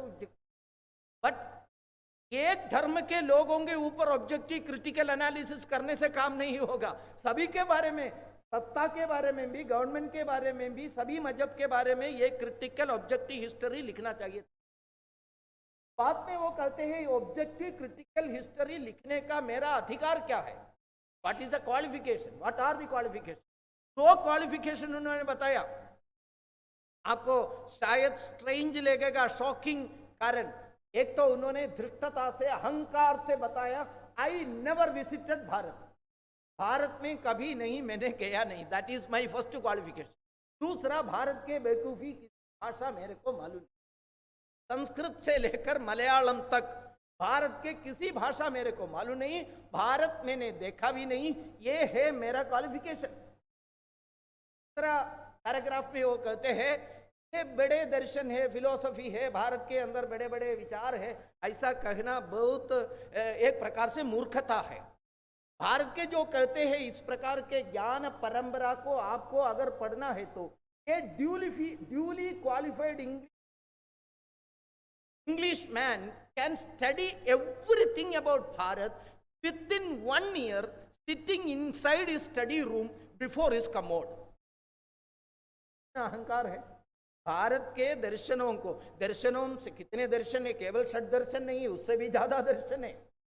एक भगवत गीता, एक छोटा सा ग्रंथ है, वो भगवत गीता ठीक तरह से पढ़ने के लिए कितना साल लगेगा, कितना साल की आवश्यकता है? लेकिन जेम्स मिल ने ऐसा एक माहौल करके उनको दिया, इंडिया के बारे में, भारत के बारे में सीखने के लिए due qualified English man need only 1 year, 1 साल।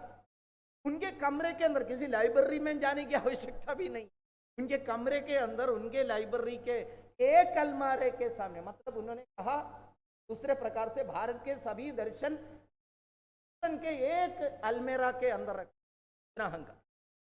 वो पुस्तक है यहाँ के सभी हिस्टोरियंस का एक रेफरेंस ग्रंथ बन गया। उसी समय भारत के सही हिस्ट्री लिखने का प्रयास शुरू किया था, कुछ लोगों ने शुरू किया। यदुनाथ सरकार एक महान विभूति थे भारत के अंदर, एक राष्ट्रीय विचारक, उन्होंने भारत के सही हिस्ट्री, जैसे इंग्लिश लोगों ने भारत के इतिहास को 3 भाग में बांटा, ancient history, medieval history, modern history. ये तो 10वीं कक्षा में भी, ये तो बीए हिस्ट्री पढ़ने की जरूरत नहीं, इसलिए मैं बता रहा हूं। एंशियंट हिस्ट्री, प्राचीन इतिहास भारत के। प्राचीन हिस्ट्री यानी किसका है? Without saying they are saying, without saying they are saying, बिना कहकर वो कहते हैं, वो हिंदू हिस्ट्री है। ये एंशियंट हिस्ट्री का स्वभाव क्या था? अनसिविलाइज्ड, बर्बर संस्कृति, अंधकार युग था। मतलब दे आर ट्राइंग टू से, दे आर टीचिंग अस, अभी भी कुछ लोगों के दिमाग पे ये लाया है, इसलिए है, अभी भी हावी है, इसलिए है हिस्ट्री बुक में लिखा है ancient history was, ancient age was as far as India is concerned dark age. फिर इसका परिवर्तन कब शुरू हुआ? मिडिवल हिस्ट्री में। मिडिवल हिस्ट्री का विशेषता क्या है? मुस्लिम हिस्ट्री का प्रारंभ है। भारत के अंदर इस्लाम आ गया और उसके वजह से transformation, it is an age of transformation, it is an age of synthesis, परिवर्तन का काल प्रारंभ हुआ। मतलब क्या है? भारत के अंदर संस्कृति देने का काम औरंगजेब, मोहम्मद बिन कासिम, मोहम्मद गौरी जैसे लोगों ने हमारे यहाँ संस्कृति देना प्रारंभ किया। कला हमको सीखा, पर्शियन कला से द्वारा यहाँ के वास्तुशिल्प बन गया। यहाँ के कविता को एक आधार देने वाला वहां के आए हुए पर्शियन कवियां हैं। तो कवि कहो, कला कहो, शिल्पकला कहो, एजुकेशन कहो, इसका ट्रांसफॉर्मेशन शुरू हो रहा था मुगल हिस्ट्री के साथ, विशाल तौर पर इन ब्रॉड इस्लाम हिस्ट्री के साथ, अथवा मिडिवल हिस्ट्री। आप रोमिला ठापर के, नहीं तो इरफान हबीब की पुस्तक पढ़ लीजिए। इरफान हबीब का कुप्रसिद्ध, I do dare to say that it is कुप्रसिद्ध, इनफेमस, औरंगजेब के ऊपर के जो पुस्तक है पढ़ लीजिए। भारत के अंदर सत्ता करने वाले सेक्युलर लीडर्स के अग्रेसर थे, अग्रदूत थे औरंगजेब सही में। किस प्रकार का हिस्ट्री लिखा? Medieval history. मॉडर्न हिस्ट्री यानी क्या है? चेंज आ रहे थे, ट्रांसफॉर्मेशन, परिणाम, पूरी तरह परिणाम, प्रकाश आने का, एज ऑफ एनलाइटनमेंट, प्रबुद्धता के कालखंड, प्रकाश के कालखंड, इंग्लिश क्रिश्चियन युग से था। इसको परिवर्तन करने के दृष्टि में, यदुनाथ सरकार, महान इतिहासकार, अनफॉर्चुनेट के कारण यदुनाथ सरकार जी का 150 पूरा हो गया। हम किसी यूनिवर्सिटी ने यदुनाथ सरकार जी के याद नहीं किया। उन्होंने मुगल हिस्ट्री क्या है, औरंगजेब कौन थे, ये सब प्रारंभ, लेकिन इसको चेंज करने के लिए, परिवर्तन करने के लिए उस समय के स्वतंत्रता संग्राम के नेता, कांग्रेस के नेता लोगों ने एक महान इतिहासकार कहने वाला एक इस्लामिक लीडर को विदेश से बुलाकर यहाँ ऑफिशियल हिस्टोरियन बनाया। उनका नाम है मोहम्मद हबीब। नाम से आपको मालूम होगा, हबीब इस सेकंड नेम से आपको मालूम होगा ये कौन है। उनके पुत्र है इरफान, परंपरा आपको मालूम होगी।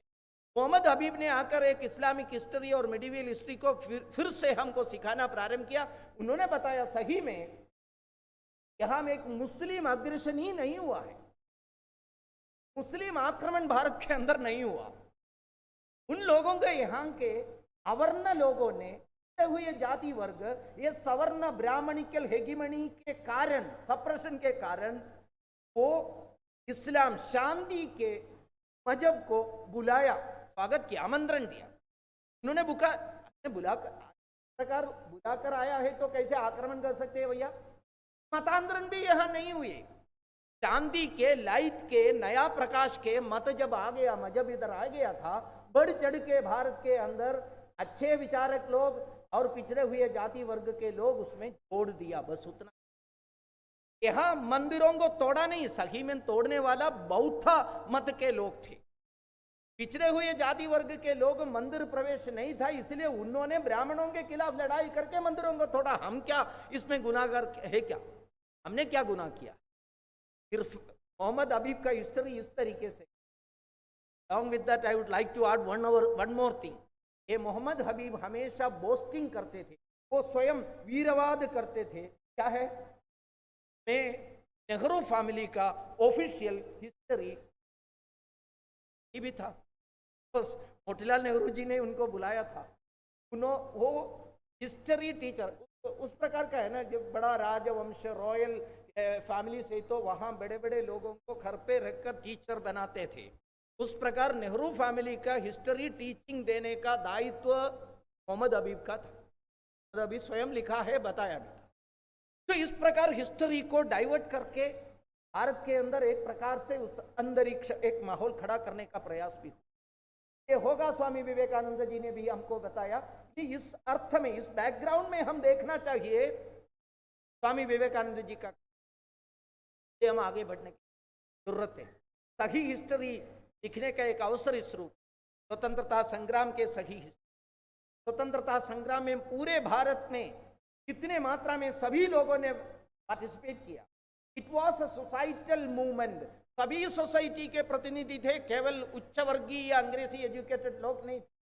एक बात में पूरे हिम्मत से, विथ ऑल कॉन्फिडेंस ने बता रहा हूं, आपको भी मालूम होगा, भारत के अंदर दक्षिण से लेकर उत्तर तक, सियालकोट, ढाका से लेकर लाहौर, रावलपिंडी तक, पूरे विशाल अखंड भारत के अंदर कहां कहां लंबे समय तक लड़ाई ब्रिटिश के खिलाफ हुआ था। ये सबके नेतृत्व तथा कथित बिछड़े हुए जाति वर्ग के लोग थे। केरल के कुरुचिया वार, उत्तर के भील वंशजों ने किया हुआ, संताल वंशजों ने किया हुआ संघर्ष, ओडिशा के अंदर पैका रेवोल्यूशन, ये सब अब एक बार देखा है तो ये सभी में हुए जाति वर्ग, पेसेंट्स, कृषक लोग, ये लोग सब अंग्रेजी एजुकेटेड लोग नहीं थे।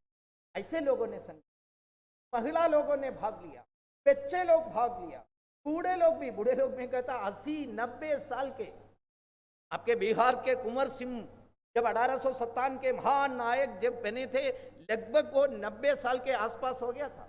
ऐसे सभी आयु वर्ग के लोग, सभी वर्ग के लोग, पुरुष, महिला, राजा, सामान्य कृषक, सब इस संघर्ष में भाग लिया था।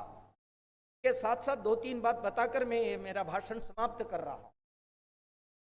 ये सब करने का मूल प्रेरणा क्या थी? पहले जो मैंने बताया, और मेरा भाषण शुरू होने के समय जानबूझकर मैंने गीता के श्लोक भी बताया। मूल प्रेरणा मोहन जी भागवत भी हमको हमारे सामने रखा है। स्व पॉलिटिक्स के भी ऊपर परे तत्व की स्थापना के लिए यहाँ संघर्ष हुआ।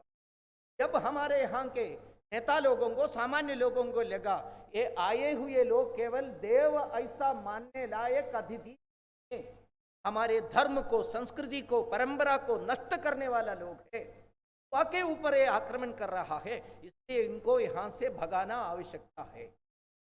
आप में से कई लोगों ने सुने होंगे महर्षि अरबिंदो के नाम।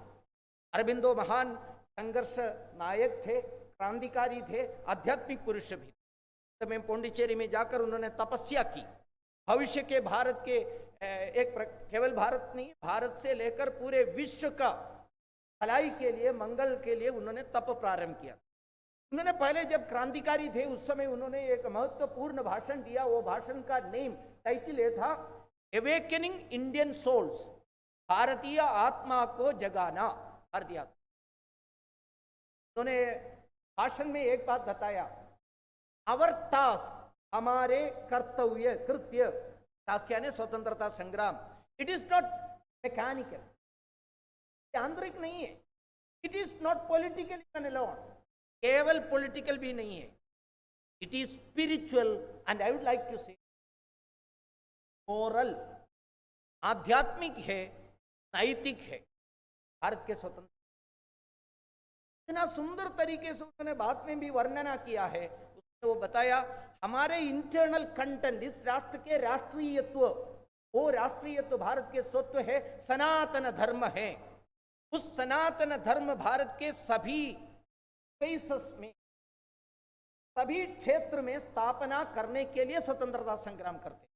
केवल पॉलिटिकल इसमें नहीं है, पॉलिटिक्स सत्ता मिलना चाहिए, लेकिन इसके साथ साथ एग्रीकल्चर को भी, कृषि को भी हमारे स्वत्व के अनुसार आगे ले चलना चाहिए।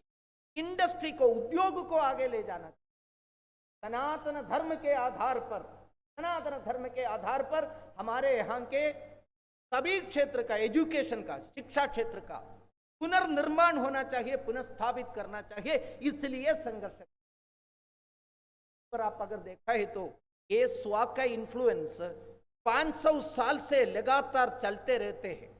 विदेशी आक्रमण प्रारंभ हुआ उस समय पहला इसका आक्रमण का स्वरूप समझने वाला कौन थे भारत के अंदर? कोई पॉलिटिकल लीडर नहीं थे, कोई राजा नहीं थे, कोई सामान्य व्यक्ति नहीं थे, संत महापुरुष थे भारत के अंदर। भारत के अंदर जो सन्यासी लोग थे, भक्ति आंदोलन का नेतृत्व करने वाला जो लोग थे, उन्होंने समझा ये आक्रमण एक प्रकार से एक खतरा है, भारत के स्वत्व को ये लोग नष्ट करेंगे। ऐसा करके उन्होंने भक्ति आंदोलन आप अगर पढ़ा है तो 15वीं सदी के अंत में, 16वीं सदी के प्रारंभ में चले वो महान संघर्ष का कुछ उदाहरण केवल विशेष रूप में यहाँ संत महापुरुष भी बैठे हैं, संत वृंद, इसलिए मैं उस उदाहरण बताना चाहता हूँ। 4 उदाहरण आपके सम्मुख रखूंगा, भक्ति आंदोलन के 4 उदाहरण। भक्ति आंदोलन के नेता ऐसे संत कवियों से 4 लोग, भारत के 4 कोने से। प्रारंभ कर रहा हूं मैं गुजरात से। गुजरात कहते ही आपके भक्ति आंदोलन का महानेता साक्षात नरसिंह मेहता। नरसिंह मेहता के नाम आप सुने होंगे, वैष्णव जन तो तेने कहिए ये हुए, वो भक्ति कवि। उन्होंने उनकी एक कविता में लिखा, भारत खंड भूतल माँ जननी गोविंद को गुण गायो रे, धन धन तेनी माता पिता रे, धन धन तेनी कायो रे, गोविंद को गुण गायो रे। गोविंद गुण गाने के साथ इस भारत खंड भूतल माँ जननी, संपूर्ण भूतल के जननी के स्वरूप में भारत को भक्ति से अप्रोच करना, तब जाकर आपको मुक्ति मिलेगा। ये लिखा कब? 15वीं सेंचुरी के अंत में। यहां हमारे एक भूतपूर्व प्रधानमंत्री अभी इसी शती में इंग्लैंड में जाकर बेशर्म उन लोगों को बताया, नेशन कंसेप्ट भी हमको आपने सिखाया। ऐसा 500 साल पहले हमारे यहाँ के महाकवि संत पुरुष ने बताया, भारत माँ पूतल माँ जननी गोविंद को गुण गायो। केवल भक्ति भक्ति के साथ भारत माता भक्ति गाया। क्यों नरसिंह मेहता ने ऐसा लिखा? उनको मालूम हो गया दक्षिण से पाश्चात्य कॉलोनियलिस्ट, उत्तर से इस्लामिक आक्रमण स्वधर्म को नष्ट करने के लिए आ रहे हैं। इसलिए जनता को जगाने के लिए उन्होंने, मुझे लगता है समय व्हाट्सएप थे क्या मुझे पता नहीं, नरसिंह मेहता ये कविता लिखने के बाद व्हाट्सएप में एक कविता लिखकर एकदम ईस्ट में इनके कंटेम्पररी, उनके काल में जिए दूसरा भक्ति कवि आसाम के शंकर देव को भेजे व्हाट्सएप के। उसके ट्रांसलेशन के रूप में शंकर देव का कालखंड भी 15वीं सदी के अंत में 16वीं के शुरुआत तक उन्होंने आसामी भाषा में कविता लिखी। उनके माधव देव ने उसका वर्ग गीत करके एक बड़ा ये परिचय दिया था। मैं से 4 लाइन में पढ़ एकदम ट्रांसलेशन जैसा। धन्य धन्य कलिकाल, धन्य नरतन बाल, धन्य धन्य जन्म भारत बोरिशे, धन्य जन्म भारत बोरिशे, तब जब यज्ञ तेजी तुमर चरण भाजी, तुवना खुबिशु हरिशे। ये शब्द आसामी में होगा, गुजराती में होगा, एक शब्द तो कॉमन ही है, क्या? भारतवर्ष भूतलमा जननी भक्ति। अभी भी असम में आप गया है तो नियो वैष्णवाइट मूवमेंट से विश्वास रखने वाले सभी परिवारों में, घरों में ये वर्ग गीत गाते रहते हैं। एक तो गुजरात एकदम वेस्ट में, वो तो असम में। कैसा मिले ये लोगों ने? ठीक है, दक्षिण मेरे के आप लोगों का केरल, केरल के मलयालम भाषा के महाकवि भक्त कवि, लोगों का केवल भक्त कवि कहना ठीक है क्या? वो भी तर्क विषय विवादास्पद है। उन्होंने उसी कालखंड में शायद ये दोनों मिलकर व्हाट्सएप भेजे होंगे, My dear Pundanam, we wrote a kavita about Bharat, you translate it in Malayalam. ऐसा भेजे होंगे, ऐसा मुझे लगता है. ഭാരതമായ ഖണ്ഡമൊഴിച്ചുള്ള പാരിലെങ്ങുമെഴുതല്ല നിർണയം, അത്ര മുഖ്യമായുള്ളൊരു ഭാരതം ഇപ്രദേശമെന്നെല്ലാരും ഓർക്കും. कहां से आए भारत कंसेप्ट? पूंतानम केरल के कवि है, मलयालम कवि, भक्त कवि, इसी कालखंड में जिए हुए लोग. कौन सा स्पिरिट था इन लोगों के अंदर भारत के बारे में लिखने के लिए? उन्होंने देखा पुर्तगाल का आक्रमण, पुर्तगाल के आक्रमण के कारण यहाँ के संपत्ति चोरी करके ये लेकर जा रहे हैं. कविता में वो भी है, आगे चलकर वो पढ़ने को मिलता है. सन्यासी लोगों को क्या पुर्तगाल क्या भारत, कहते हैं ना कुछ लोग. आजकल भारत के अंदर सन्यासी लोग नेतृत्व दे रहे हैं. पूरा प्रदेश का मुख्यमंत्री भी बन गया है एक सन्यासी. उस समय वहां के यहाँ के वामपंथी लोगों ने हमको हिंदुत्व सिखाने के लिए आता है, ये सन्यासी सब छोड़कर जाने वाले लोग क्यों पॉलिटिक्स में आते? नाथ परंपरा का इतिहास अगर देखा है तो आपको मालूम होगा, जब जब भारत के अंदर समाज के अंदर धर्म का ग्लानि होते हैं, उस समय इतना जबरदस्त ढंग से अगर आवश्यकता है तो हथियार लेकर, मान लीजिए हथियार लेकर अधर्मियों के खिलाफ युद्ध करने के लिए लोग आते हैं. सन्यासी लोग, संत महापुरुष का प्रतीक है पूंदानम. योगी पूंदानम ने लिखा, भारत के अलावा दूसरा एक खंड देश नहीं है पूरे विश्व में मुक्ति पाने के लिए. ये सब सुनकर होगा है क्या मुझे पता नहीं. पंजाब के गुरु नानक देव, वो भी उसे कालखंड का था, उन्होंने एक स्टेप आगे चलकर बताया. बाकी तीनों भारत खंड के बारे में बताया, नानक देव ने हिंदुस्तान के बारे में बताया. सच की वाणी आवे नानक, सच सुनयासी बच, सच की बेला काया कपट. दादी बंधु बैठे हैं, वो मेरा प्रोनाउंसिएशन ठीक नहीं है तो क्षमा कीजिए. हिंदुस्तान समालसी, समालसी, हिंदुस्तान के बारे में परंपरा ही हिंदुस्तान के रक्षा के लिए आगे बढ़े. तो चारों ओर आप देखिए संत महापुरुषों ने भारत के अंदर प्रेरणा, क्योंकि स्व का फीलिंग हम जैसे सामान्य लोगों से भी ज्यादा पहले स्पर्श करते हैं संत पुरुषों. ये भारत के स्वतंत्रता संग्राम के हिस्ट्री आप अगर सन्यासियों के, संत महापुरुषों के, भक्ति कवियों के भक्ति आंदोलन से प्रारंभ नहीं करते हैं तो you will not reach anywhere. मैं पूछ रहा आप लोगों को, भारत के इतिहास हमको सिखाने के समय किसी हमारे इतिहास के प्रोफेसर ने ये बात बताया है क्या? बताना चाहिए क्या नहीं? 1857 की हिस्ट्री देखिए. 1857 के संघर्ष प्रारंभ होने के पहले 1-1.5 साल पहले हरिद्वार में महाकुंभ हुआ था. हरिद्वार में, वो हरिद्वार कुंभ में 3-4 सन्यासी लोग थे, महान सन्यासी. साथ में बहुत बड़ा प्रसिद्ध सन्यासी बन गए पूज्य स्वामी दयानंद सरस्वती. उस समय भूलचंदी जी थे पूर्वाश्रम में. ये गुरु पूर्णानंद जी ऐसे गुरु भी थे, 2 पीढ़ी के गुरु भी थे. अलग अलग शिविरों में युवा लोगों को, खास तौर पर सैन्य के सैनिक लोगों, युवा सैनिकों के साथ ये सन्यासी लोग बात करते थे. दयानंद सरस्वती ये सब लोग बात करते हैं, एक ही बात करते रहते भारत के स्वतंत्रता के बारे में, स्वधर्म पालन के. 1857 के संघर्ष केवल एक दिन शुरू, एक दिन सुप्रभात में किसी एक हिंदू सैनिक के हाथ में एक कतरिज दिया, वो कतरिज काट कर ओपन करने के लिए बताया, तब जाकर शुरू हुआ, ऐसा नहीं है. का कहानी देखा है तो सन्यासी लोगों का, हमारे यहाँ के हिंदू आचार्यों की प्रेरणा आपको. तो स्वामी विवेकानंद, आधुनिक काल में स्वतंत्रता संग्राम के मुख्य प्रेरणा कौन दिया? क्रांतिकारियों के मुख्य प्रेरणा बिंदु कौन थे? वंदनीय पूज्य माता शारदामणि देवी स्वयं बताया, अगर नरेन की समाधि और 2 साल लेट हो गया है तो फिर में आ गए तो मुझे लगता है वो ब्रिटिशों के जेल में होने की संभावना थी.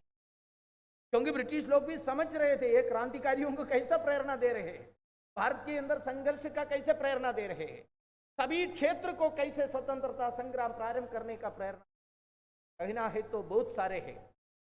ये सभी बातों को प्रॉपर पर्सपेक्टिव में समाज के सामने रखें. किस स्व के भाव प्रेरणा के द्वारा ही वंग भंग विरोधी आंदोलन, और कोई कारण नहीं.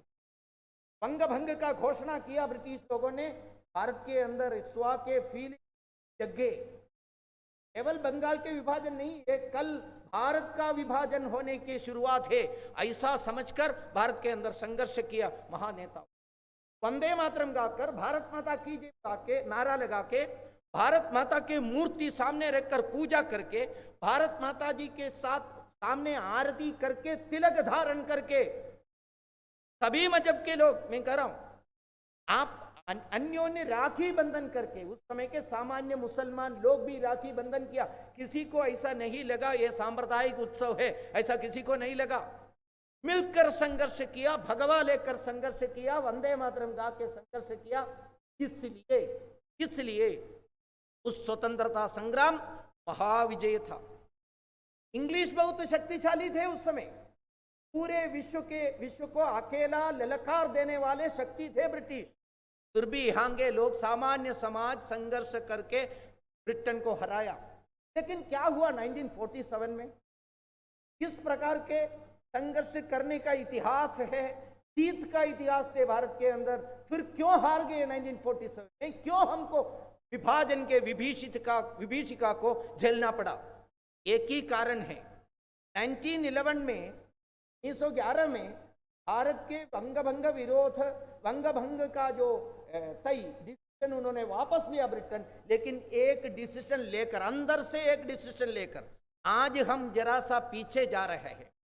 प्याग अगर पीछे हाथ पैर रखते हैं तो वो आगे खुदने के लिए है। आगे ब्रिटेन ऐसा प्लान किया, कैसे स्वत्व को, भारत के स्व फीलिंग को डाइल्यूट कर सकते, इसके लिए क्या क्या करना उन्होंने सोचा। वो डाइल्यूशन के प्रक्रिया में हमारे नेता भी फंस गए। इसके वजह से डाइल्यूट होने के कारण भारत का विभाजन को हमको विरुद्ध में पूरे भारत में एक संघर्ष खड़ा करने का ताकत हमारे पास नहीं। बाद में स्वातंत्र्य मिला, पॉलिटिकल फ्रीडम मिला, राजनैतिक स्वाधीनता हमको मिले। अभी जो शुरुआत में बहन जी बताया था कंपेयरिंग करने के साथ, आने वाले समय हम कैसे आगे बढ़ना ये तय करना चाहिए था 1947 अगस्त को, लेकिन वो भी नहीं तय किया। स्व के पुनर्स्थापना के लिए एक शुभ अवसर इस रूप में स्वाधीनता के वो दिन को देखने के जगह पर एक प्रकार से इंग्लिश लोगों को अंधानुकरण करते रहते हैं। अभी तक थोड़ा सा परिवर्तन अभी आना प्रारंभ हुआ। गत कुछ सालों से परिवर्तन के अरुणिमा हमको देखने को मिलता, एक तरुणिमा देखने को मिलता है। अरुणा यानी दोनों समय का प्रकाश को अरुण को एक तरुणिमा, उदय सूर्य हम देखने को। स्वतंत्रता संग्राम के मुख्य नारा अभी भारत के अंदर फिर से गूंजना प्रारंभ किया, भारत माता की जय, वंदे मातरम। हम सब मिलकर आने वाले 25 साल के अंदर भारत को फिर से विश्व गुरु पद पर ले जाने का प्रयास में सम्मिलित होकर, संगठित होकर, एक सुर में गाना भारत के, काम करना भारत के, आगे बढ़ना भारत के लिए। 2047 में 2043 में जब भारत स्वतंत्रता के 100 साल पूरे करने का आयोजन करते, उस समय भारत स्थिति में रहने, पूरे अर्थ में स्वतंत्र होना चाहिए। फिर से पूरे विश्व से शिक्षा लेने के लिए हमारे यहाँ आना चाहिए। अक्का दुक्का एकादा दो लोग किसी यूनिवर्सिटी में आने से काम नहीं चलेगा। भारत के सभी यूनिवर्सिटीज के सामने क्यों अमेरिका के, इंग्लैंड के, नेदरलैंड्स के, फ्रांस के लोग क्यों में खड़े होने चाहिए। फिर से विश्व गुरु सरस्वती देवी का प्रयास में, इस प्रयास में कह रहा हूं, आपके मध्य प्रदेश के अंदर सरस्वती देवी का पीठ है, धार के सरस शारदा देवी का जो पीठ, अभी वहां मंदिर भी नहीं है, वो शारदा देवी पुनः पूर्ण शक्ति में वहां विराजमान होना चाहिए। साथ ही साथ किस भारत के, कौन से भारत के स्वतंत्रता के लिए यहां संघर्ष हुआ था?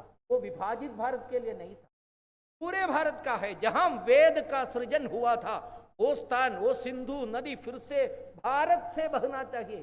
भारत से मतलब क्या है? भारत फिर से अखंड होना चाहिए, 2047 आते आते उस प्रकार का एक प्रयास हम सब मिलकर करना है। उस प्रकार का एक प्रचंड, एक उग्र व्रत शपथ लेने की आवश्यकता है। इसलिए इस अवसर, एक संकल्प लेने का अवसर, 2047 का विजन 2047 का व्यवस्था, आर्थिक स्थिति, आज के ये बहुत बड़ा बड़ा शब्द है, आर्टिफिशियल इंटेलिजेंस, मशीन लर्निंग, कुछ भी हो, सबके विषय में भारत आगे बढ़ना चाहिए। सांस्कृतिक दृष्टि पर भी आगे बढ़ना चाहिए, भौगोलिक दृष्टि पर भी भारत अखंड है। उस प्रकार के प्रयास के लिए हम सब मिलकर आगे बढ़ना। प्रकार से अगर देखा है तो हम लोगों को भी, यहाँ बैठे हुए मुझे पता नहीं कितने लोगों ने स्वतंत्रता संग्राम में भाग लिया है। आपके पिता, आपके प्रपिता चाहे तो भाग लिए होंगे, ऐसे भाग्यशाली लोग भी यहाँ बैठे होंगे, लेकिन समय उतना आयु नहीं था, हमको भाग नहीं ले सके। लेकिन अभी फिर से स्वतंत्रता के संग्राम में, स्वाधीनता से स्वतंत्रता के ओर भारत को ले जाने का ये महाअभियान में भाग लेने का शुभ अवसर हम सभी को मिल रहा है। हम सब मिलकर आगे बढ़ने की आवश्यकता है। वो संकल्प लेने का भी शुभ अवसर इस रूप में स्वाधीनता के 75 साल को हम देखना चाहिए। इतना कहकर मेरे वाणी को यहाँ विराम दे रहा हूँ। वंदे मातरम।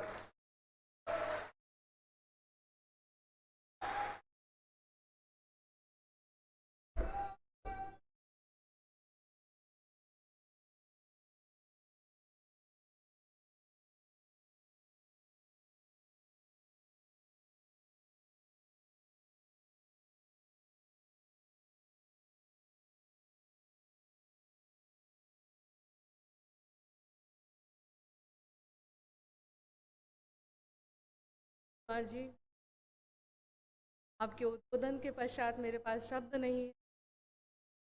आपने आज हमारे पूर्वजों की जो गौरव गाथा शायद इतिहास में कहीं लुप्त हो गई थी, किन्हीं पन्नों पर खो गई थी, हमारे रक्त धमनियों में आज वीर रस, ओज रस का प्रवाह आपने अपनी उद्बोधन के माध्यम से अपनी आयोजन समिति की तरफ से अभिनंदन के पश्चात सभागृह में उपस्थित मैं अनुरोध करूंगी कि अपने स्थान सामूहिक वंदे मातरम का गायन गरिमामय प्रस्तुति में संपूर्ण गान होगा वंदे मातरम।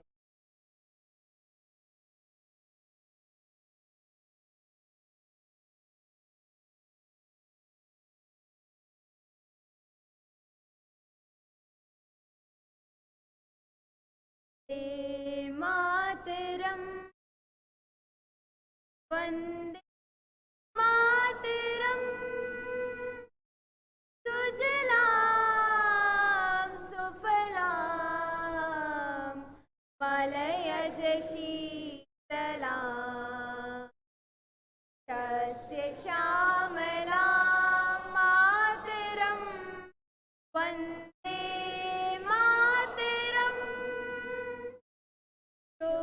शुभ्रज्योत्स्ना पुलकितयामिनी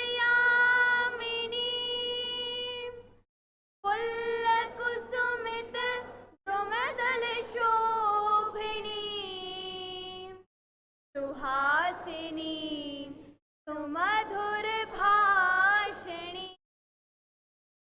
सुखदां वरदां मातरं वन्दे कोटि कोटि कंठ कल कल निनाद कराले कोटि कोटि भुजैर प्रतिखर करवाले अब लागिन माइत बले बहुबल धारिणी नमामि तारिणी रिपुदल वारिणी मातरम वंदे मातरम। तुमि विद्या तुमि धर्म तुमि हृदि तुमि मर्म त्वं हि प्राणाः शरीरे बहुतै तुम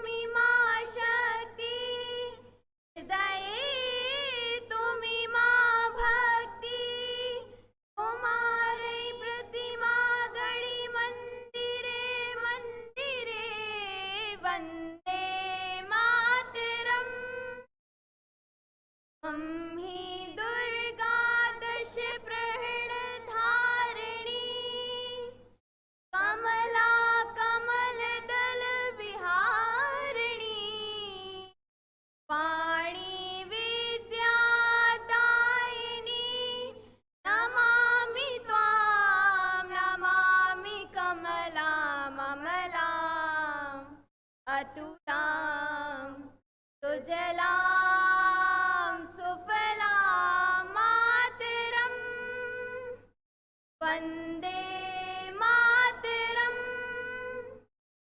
श्यामलां सरलां सुस्मितां भूषितां हरिणीं भरणीं मातरं वन्दे मातरम् वन्दे मातरं मातरं वन्दे मातरं भारत माता की जय वन्दे वन्दे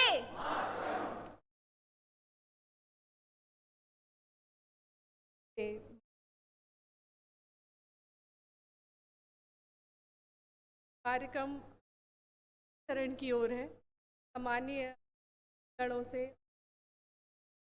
सभागृह में